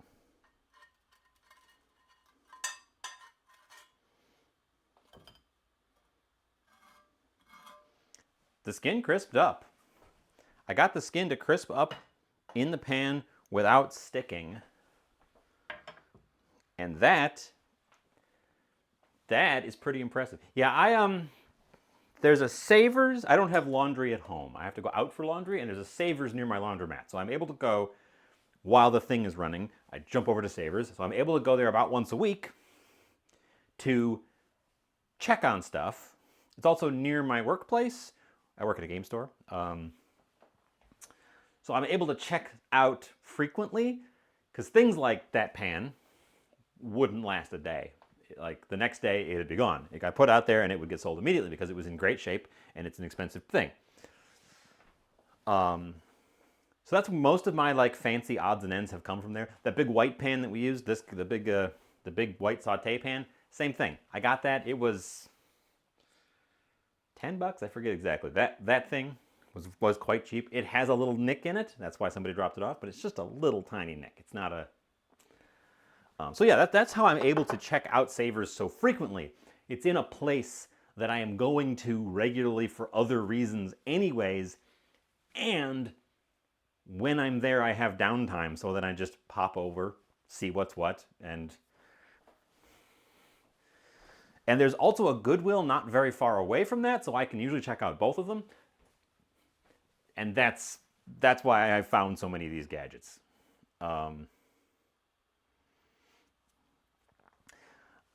Pricing is, of course, all over weird. Some things are wildly overpriced. I've found stuff there that they're charging for more than you could buy it new, because they don't know what it is and are throwing a price tag on it.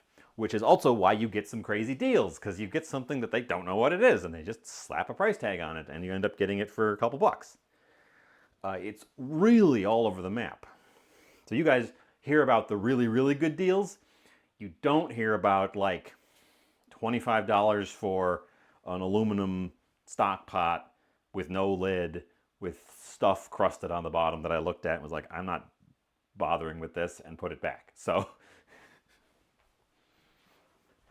places like that go through so much volume, they don't have time to price check every little thing.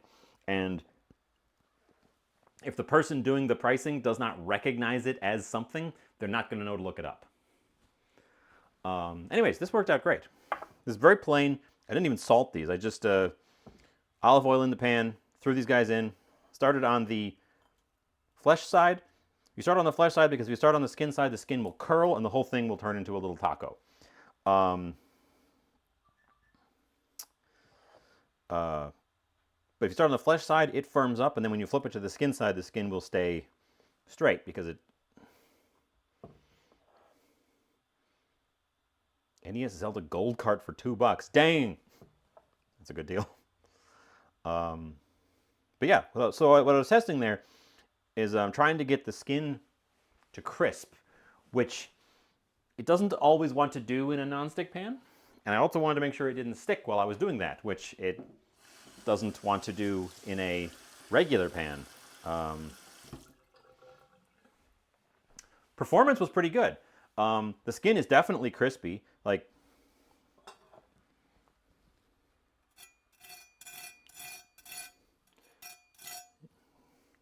it's that level of crispy. It did not stick. I was able to, even after just letting it sit there for a while, I was able to just sort of shake the pan and it would skate around. So the big test for a nonstick pan is always chuck an egg in it and see what it does. That Teflon nonstick, egg won't stick to that. Egg will stick to a lot of other things though. Even stuff that is semi-nonstick, just chucking an egg in there. That'll get you. Let's take a peek at our salmon that is in the oven. See if it is in... Motorcycles going by out front. Let's see what it looks like. Let's see what it looks like. We do have a little bit of our leaking protein on the top there. That white stuff, that's what that is. So our brine did not quite solve that. But I can maybe cover it up with a little bit of glaze.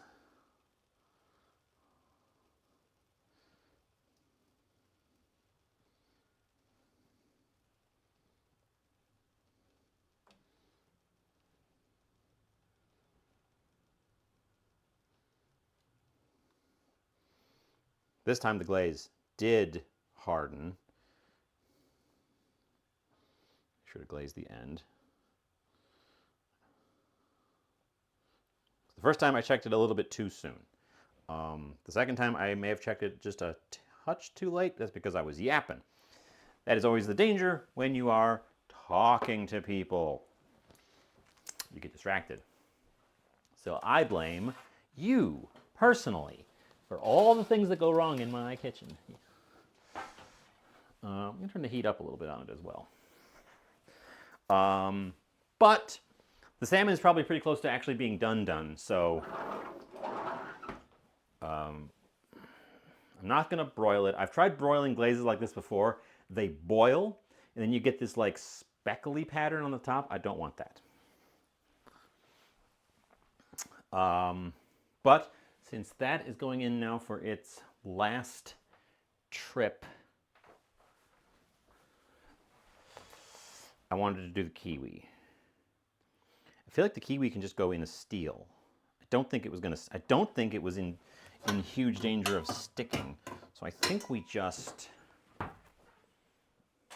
This might be a bad idea. While I'm slicing the kiwi, tell me if you think it's a bad idea to put this kiwi into a hot pan, into a hot stainless pan, naked.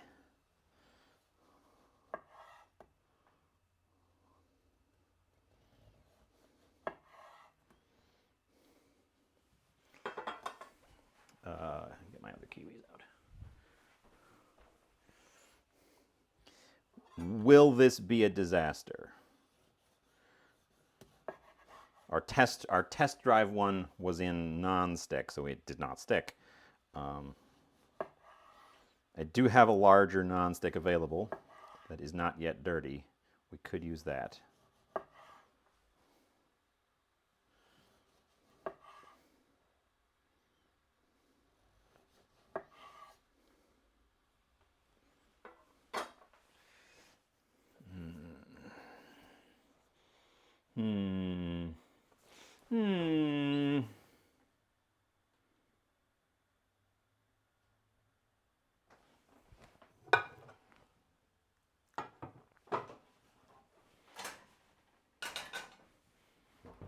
I am not confident. I'm not confident enough in my own confidence.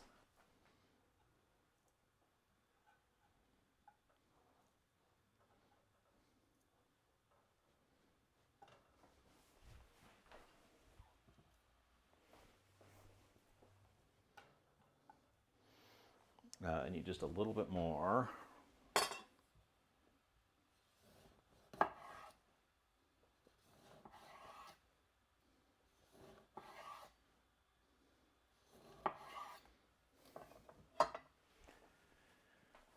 I do know it works in nonstick. I'm going to play it safe.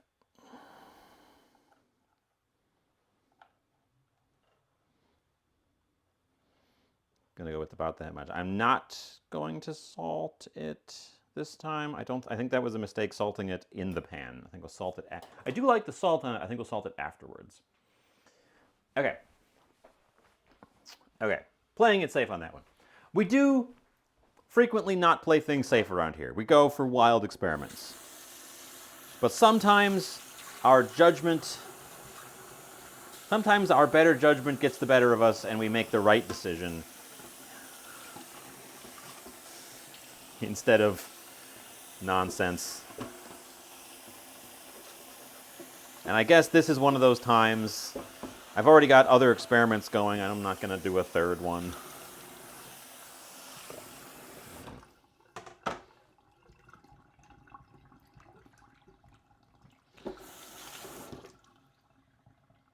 Oof.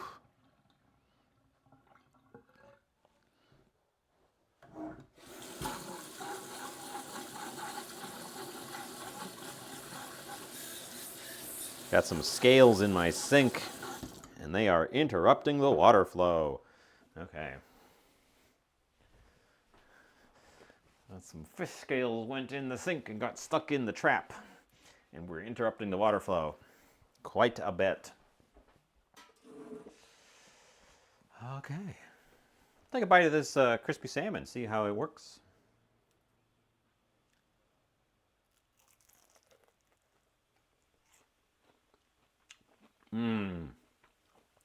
It could use a little bit of salt. I didn't salt it at all.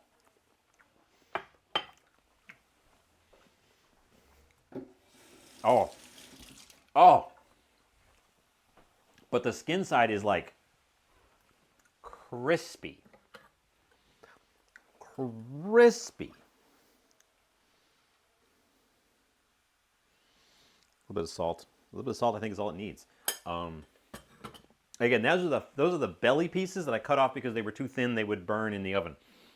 But that also means they're the belly pieces, so they're extra fatty. Like I said, they're the bacon. They're the bacon of the fish. And it means they don't need much at all. They make great sushi.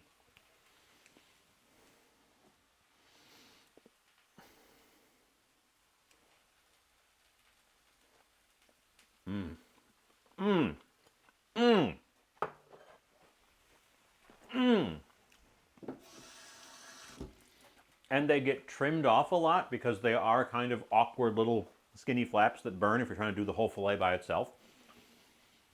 So you will often see them trimmed off. I seek out pieces that still have the little awkward flap on them because I love it so much. Also, like the one we had today, that flap will often get folded under or folded over to make the thing fit in a container better. So sometimes it's not even really visible. Let me take a peek at the other one I got in here. Actually. Yeah, see? Here's another one.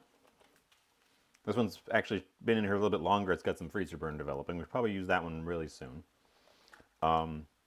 It didn't fold under on this one. The flap is much shorter. This is still a collar piece. Again, my favorite bit. My favorite bit of the salmon is this collar chunk. Well, my favorite bit is the belly. My favorite large bit is the collar.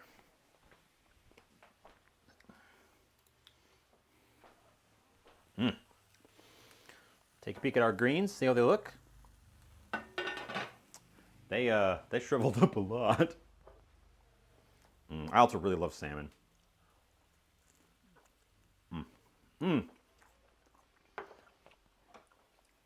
For a long time, I said salmon was my favorite fish. I think yellowtail has kicked it off. I can't really find yellowtail reliably, but I love yellowtail. That swordfish we did a couple weeks ago, that was damn good. Because it tasted a lot like yellowtail.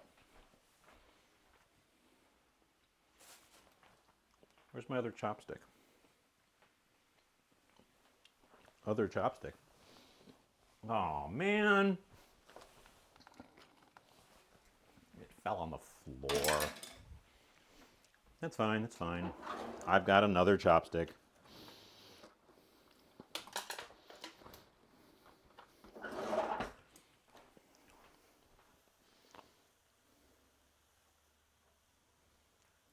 Ooh, might have been just a scooch too long. Oh, no, they're looking fine.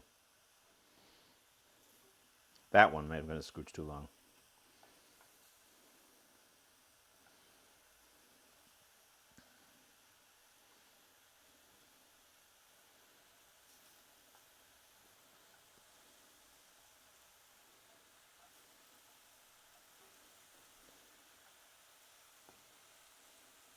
No, the middle one's actually.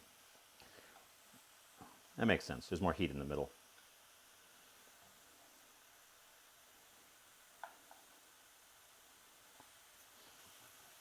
Boy, cooking them really does kind of take the green out of them, doesn't it? They get pale.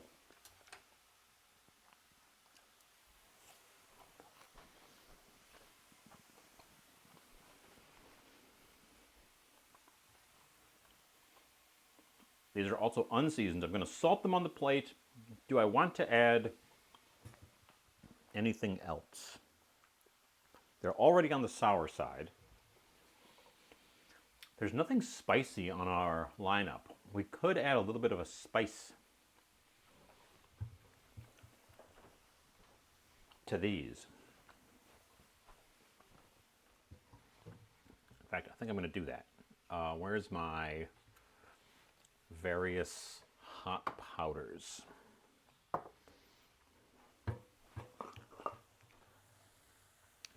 Yeah.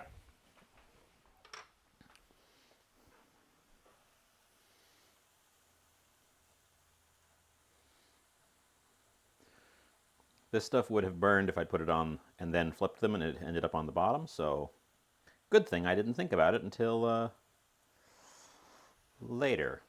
Forget if that's ancho or chipotle, but it's a smoked hot pepper powder.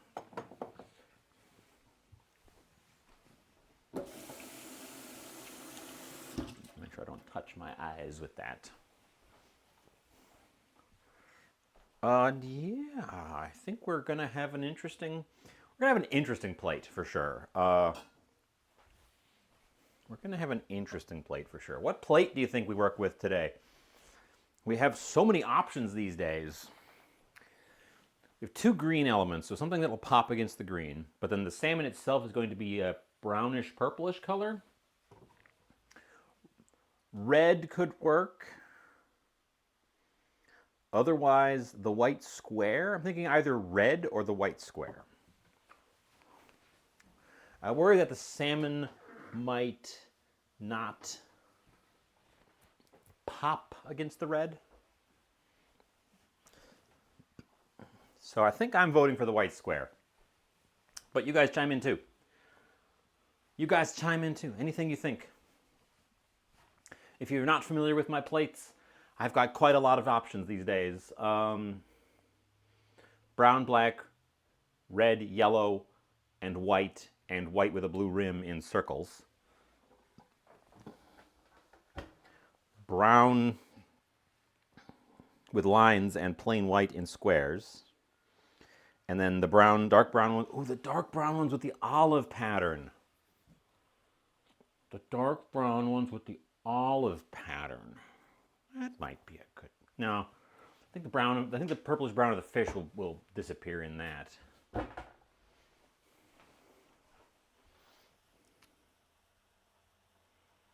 gonna take these off the heat as well. I think they're done. I think they look done to me. They kind of rest there. Also going to say that well, I'm not going to say the salmon is done. I'm going to test it.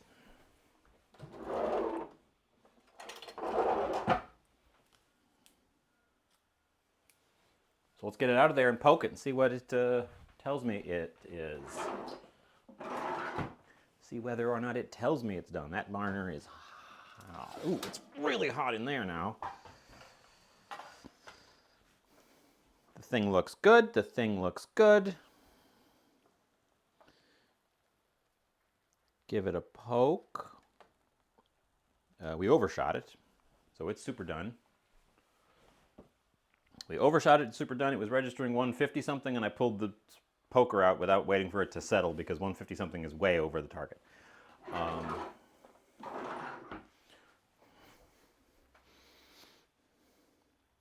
Let that rest a minute, and then yeah, we can think about plating because all my elements are now ready to go.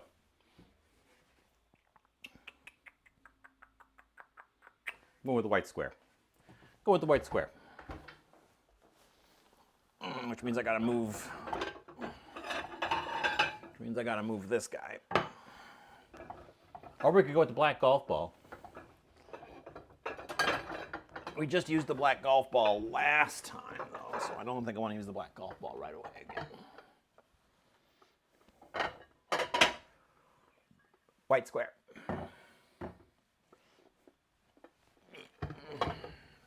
I gotta reorganize my plates. I don't need so many of each plate. Some of them can get put into a long-term storage, I think.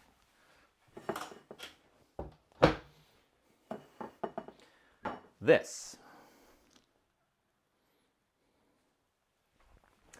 You know, while the top of that is still sticky, while the top of our salmon is still a little sticky,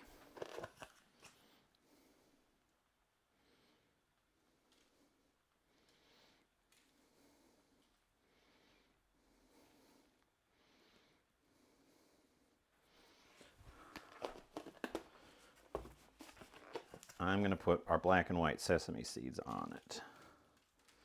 I think that's going to look good.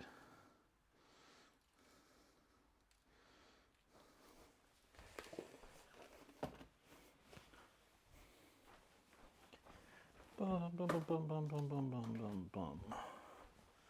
Okay, okay. Do I serve the whole thing? Do I serve the whole thing, or do I cut it? I think we serve the whole thing. I think we serve the whole thing, and then we partially break it on the plate to look at the interior to get that pink interior showing. I think that's the plan here.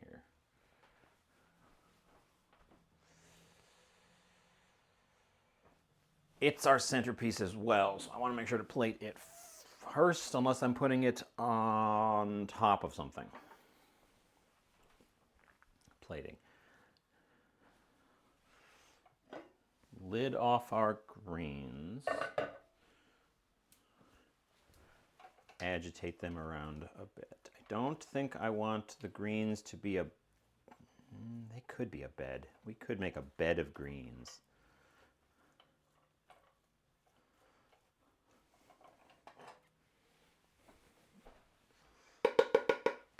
Okay. We're going to be artsy. We're going to be artsy fartsy dumb with this one.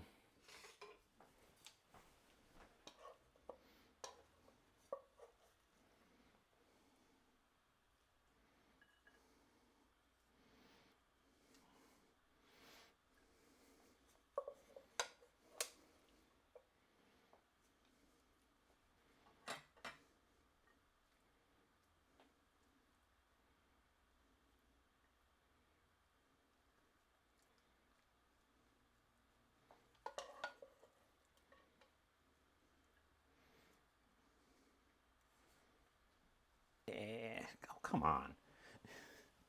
You're sticking to the bamboo tongs? Why?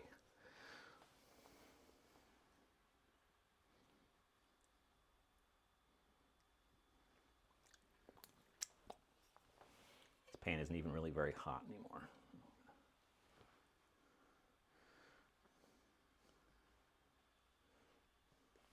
Okay.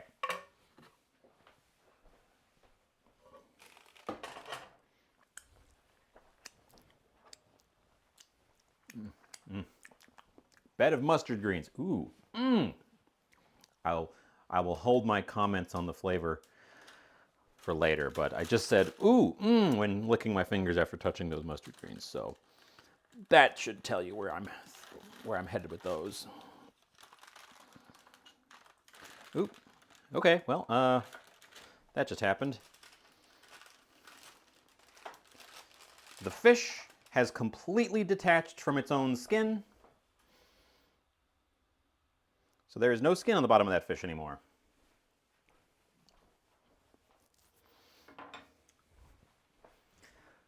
The skin is over here. It's stuck. It's stuck because of the glaze, which got up underneath it, made it stick. But that's fine, that's fine. And then we decorate our plate with these things.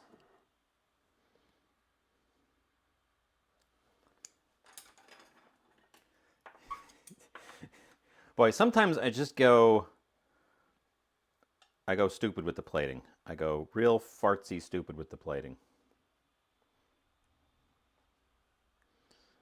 Also, I didn't show you the bottom of that kiwi because we went a little bit far on the bottoms. Not all of them. Not all of them.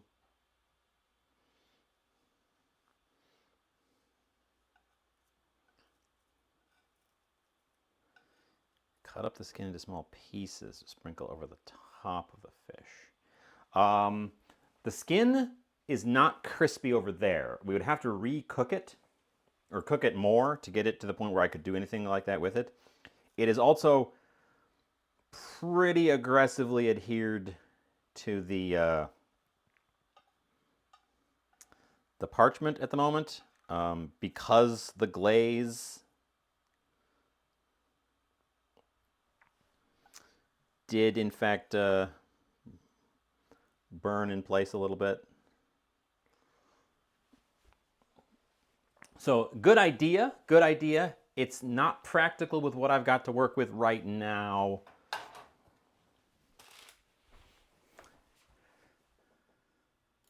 If I slide us back over, the pan is already not burning my hand hot, but I don't really want to grip it.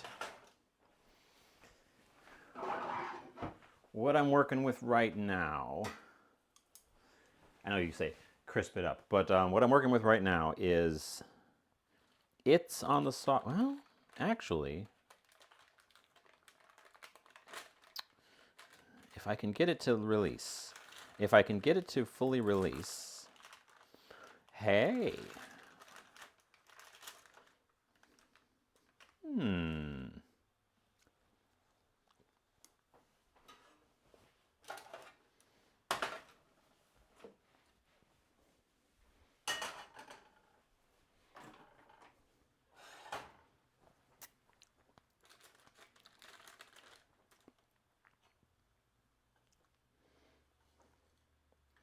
Well,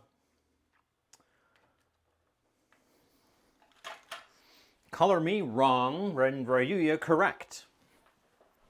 I am able to release it without bringing all of the burnt-on glaze with it. I thought that all that burnt-on glaze was going to stay with it, and it didn't, which means I was able to get it off of there. So we can work with that piece of skin. Interesting. I wasn't expecting to do something else with the skin.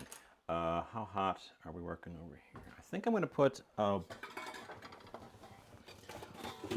metal bowl over the top of my plate here.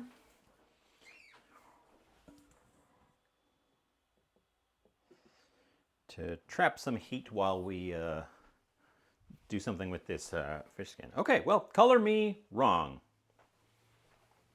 Shocking, I know, but it does happen. So clean off my probe thermometer real quick. I hate having it get dried on. It's the hardest thing to clean if we get dried on because you can't get water in the part with the battery in it.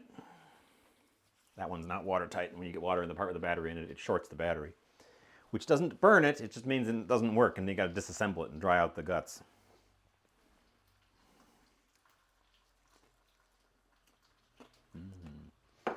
I love salmon. Salmon is definitely my favorite fish that is commonly readily available.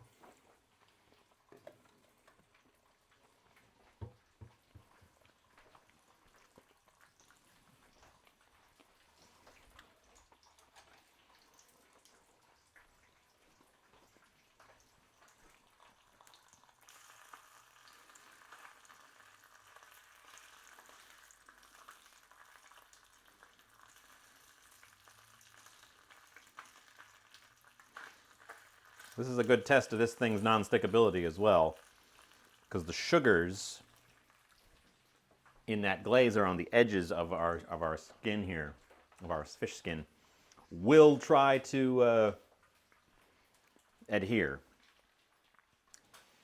So we'll see. We'll see how this works.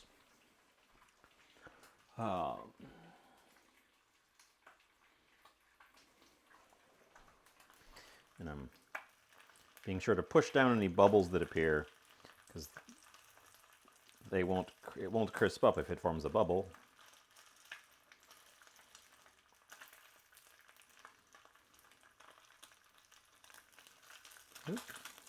Well, a little bit of sticking. The flesh of the fish actually stuck.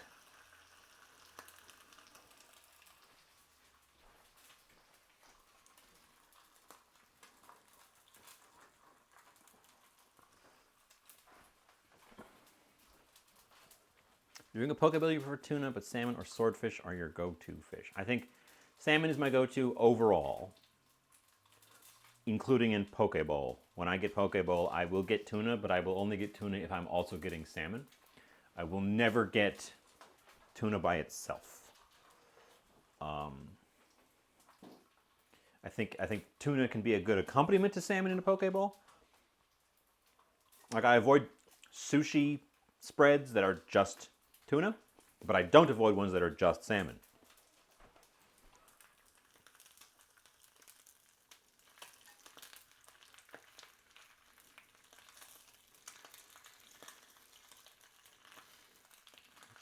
This is a smoky thing. That sugar is for sure giving me a little bit of burn in there. A lot of smoke coming off this pan. Walleye. I can get walleye occasionally. I live in a place where walleye is a thing. Actually, tell you what, one of my favorite fish, and it's one that I cannot find where I live now, but you could get where I grew up. Lake perch. Not ocean perch, lake perch. They're in the Midwest, they're in the Great Lakes.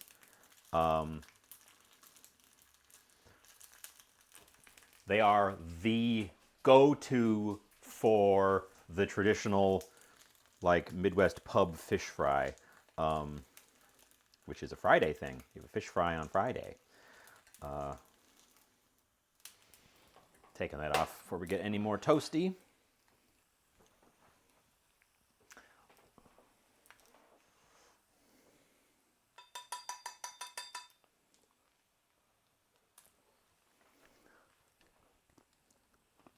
A little bit burnt around the edges from the sugar stuff. And also it was already more cooked on the edges than it was in the middle. What am I going to cut this on?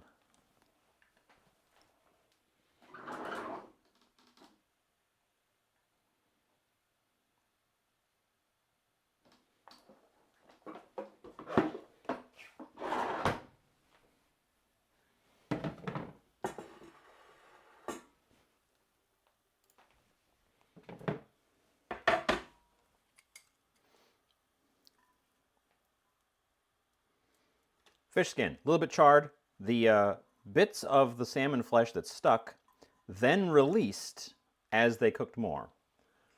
So in that way, this behaves like a bare metal pan where proteins will stick, form a crust, and then release. That's a good sign. That's another thing they tell you about these pans is they're supposed, because there's a little bit of exposed metal, you'll get some of that behavior, not as much as you would with a straight up like all steel or all cast iron pan, but a little bit. So you could do a steak in one of these pans, in theory.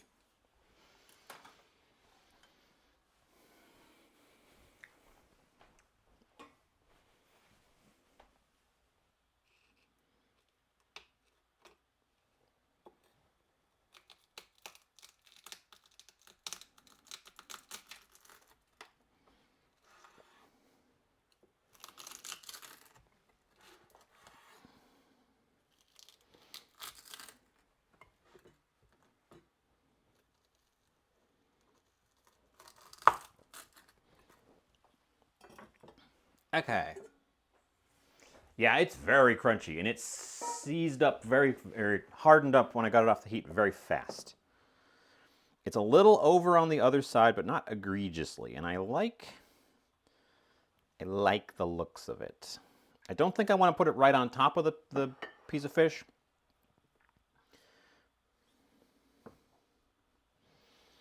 I think we can do some kind of like a shingled thing with it. Hide the little burnt bit there and hide that bit.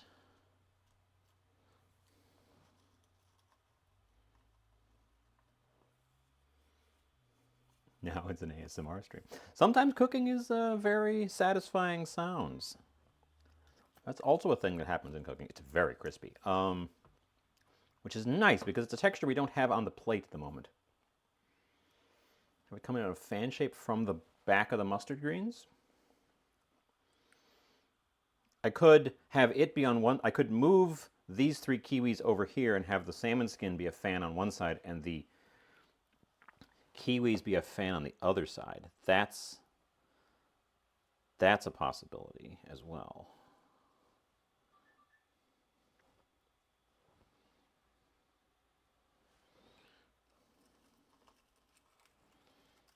And then have these guys kind of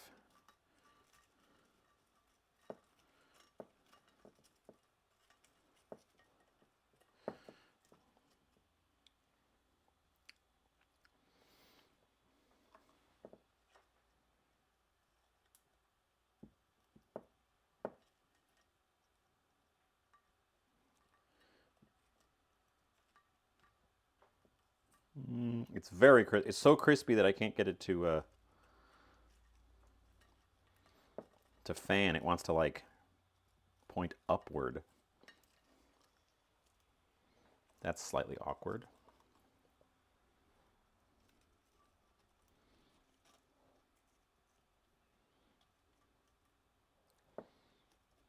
There.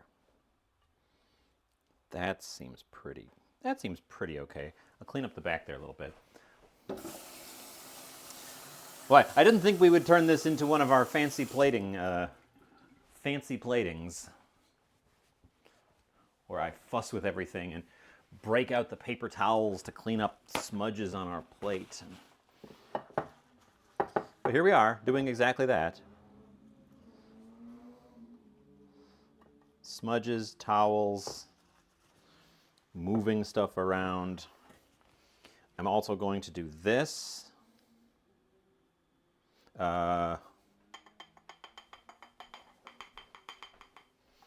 With a spoon.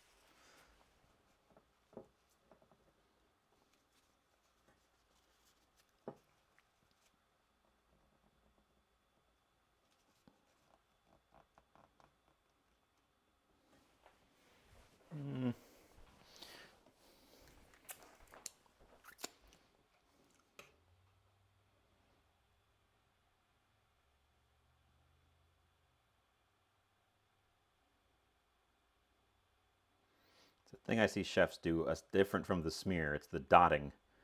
The dotting. Ta-da! That's our plate.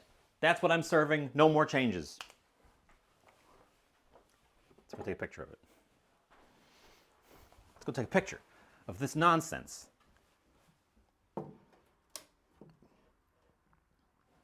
I've decided I'm not going to break the salmon in the middle. I'm just going to trust that people know what salmon looks like on the inside of the salmon. Where's my phone? Here it is.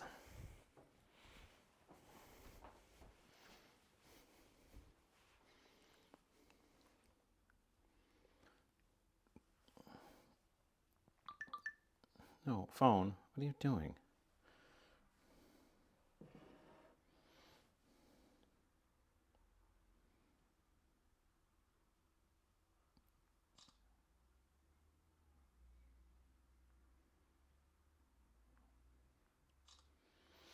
Okay, pictures taken, coming back, doing the tasting, and then we're wrapping up. We're kicking over my heat gun, which is now in there. Oh, hold on.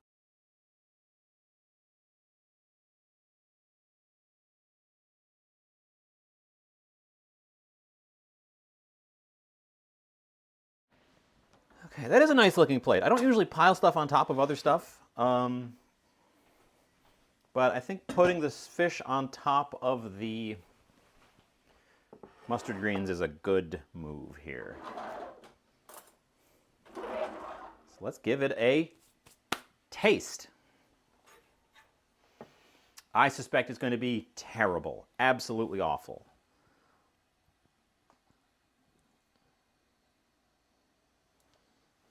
Starting with the main event. The glaze got very sticky on the outside.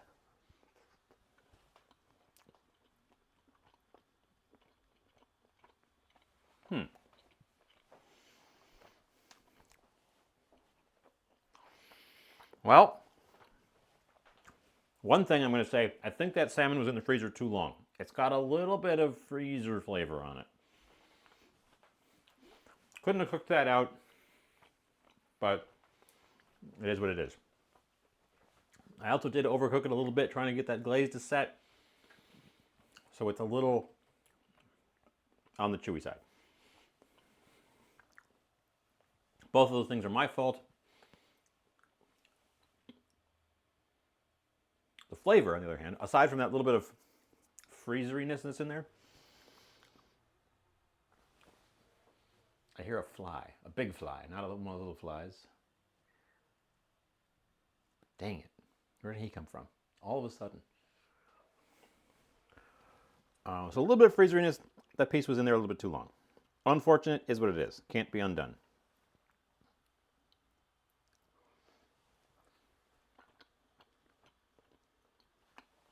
The glaze is actually pretty subtle. It's a... That's a loud fly. I can't see it. It's a loud fly.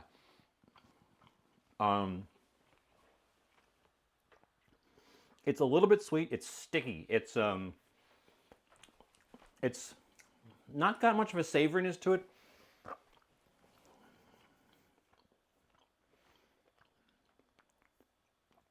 It's like a sticky sweetness. It is almost caramely. I think we actually caramelized the plum glaze more than we caramelized the kiwis. I think we charred the kiwis. Where's this fly?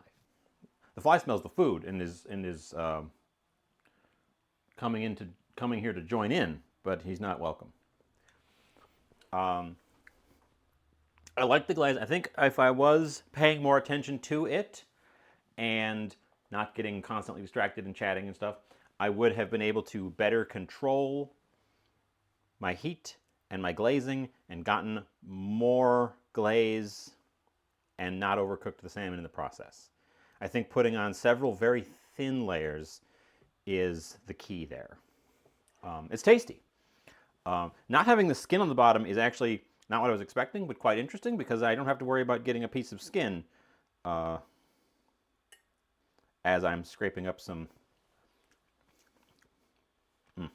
tasty fish. It is still tasty fish. Our mustard greens with shallots and slivered almond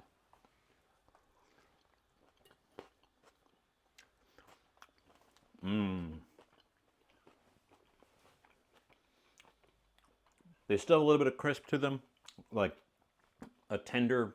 They're tender, they're cooked down, but they've got that kind of vegetable-y crunch texture to them. Tender crisp. I'm glad I put the nuts in there. It gives it a really interesting, I don't want to say nuttiness, but that's exactly what it does. It gives it this nuttiness.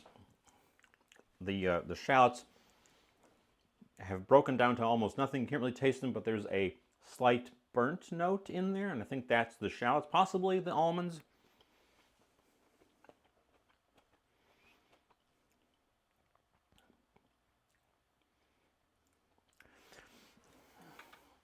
These guys don't really taste like much on their own.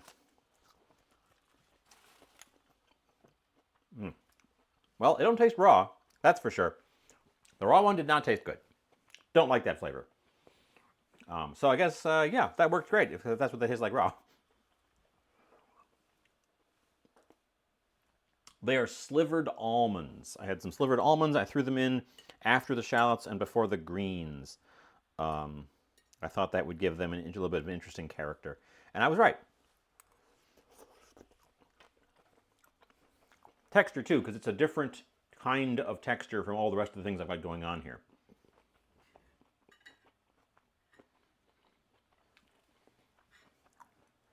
Not exactly crunchy, but, you know, like nut texture. Let's try these kiwis. After all that testing, see if these actually are worth the trouble. As you can see, I definitely left them on the other side a little too long. That side's pretty far gone.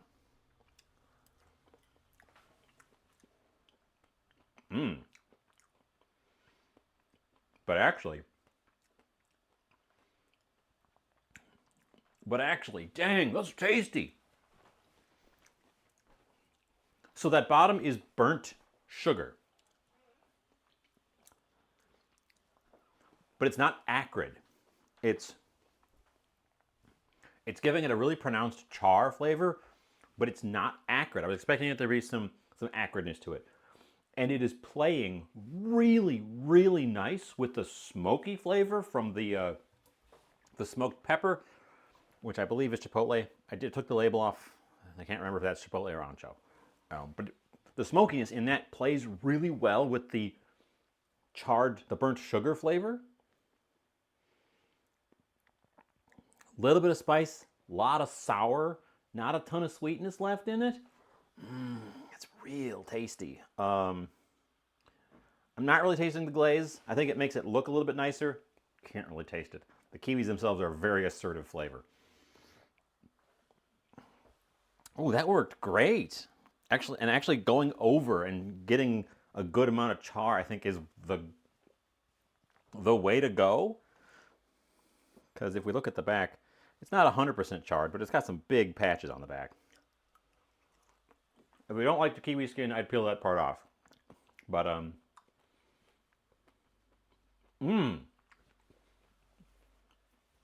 they have a desserty flavor to them. They definitely still have some sweetness compared to the rest of all this stuff. But it's the sourness that comes through first, which is what I was looking for. And I'm really impressed by that. It's like a brulee. It's that kind of, that burnt sugar flavor. It's real tasty. It's real tasty.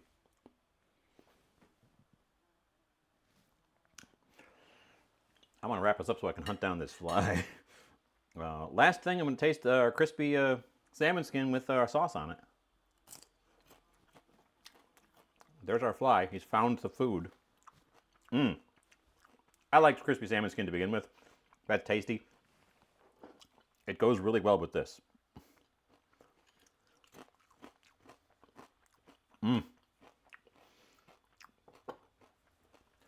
That's got quite a lot of char on it. It's got a really crispy, crunchy texture.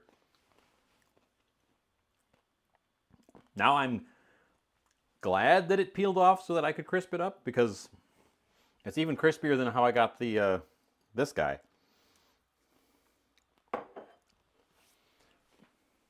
I'm much impressed with myself. We kind of waffled around for a while, but I'm much impressed with what I ended up with here. The kiwis are not what I was expecting, better than I was expecting. Not as good as I had hoped, way better than I had feared, and also they are not what I was expecting. They've taken a left turn into a good place. I think if I had added sugar and tried to like really caramelize them, I would have hated them. They would have ended up very desserty. And I didn't do that, and I'm glad I didn't do that. I'm also glad I forgot to put salt on them. They don't need this extra salt because I used this stuff. This stuff has salt in it. Anyways, nice. Quite pleased. Good times were had by me. Hopefully you too. I'm going to wrap this up so I can enjoy this while it is still warm. The kiwis have already started to cool off a bit. So I'm going to enjoy this while it's still warm. So, bring us back to my smiling face. I also want to wrap this up so I can hunt down this fly who just showed up right at the end of stream. Thankfully he wasn't here all day, or I would have been losing my mind. He keeps going in the other room too, so maybe I can get him when he's in there. Anyways, you wonder if the kiwi would work as a replacement for bananas and bananas foster. I would say no. Kiwi is wildly different flavor profile and has few similarities with banana in general. You could try it. Never let me say don't try something. I say go try it. I just don't think you're going to get a similar result. I think you'll get a result. I don't think it's going to be at all similar to bananas foster. It's going to be something completely different. Anyways, yeah, we're going to wrap up. We're going to find out who is on that I can ship you guys off to. We've got, let's see, that one's all in Spanish. That one's all in Spanish.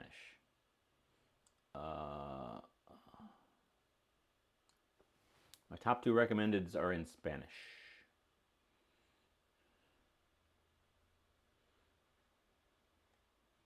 Ugh. The category doesn't look very good right now to me. At least not what it is suggesting to me. Raya is hooking us up with the raid messages. We could go see Room and Board. They raided us last time. We could raid them back. In fact, we're going to do that. We're going to see if we could. They're not done yet, so we can get in there, check out more food. We had a good time. We had a good time last time. Raya has hooked us up with the raid messages. Top one with the dinosaurs if you are not subscribed. Bottom one with the smiling Jupiters if you are subscribed. Yeah.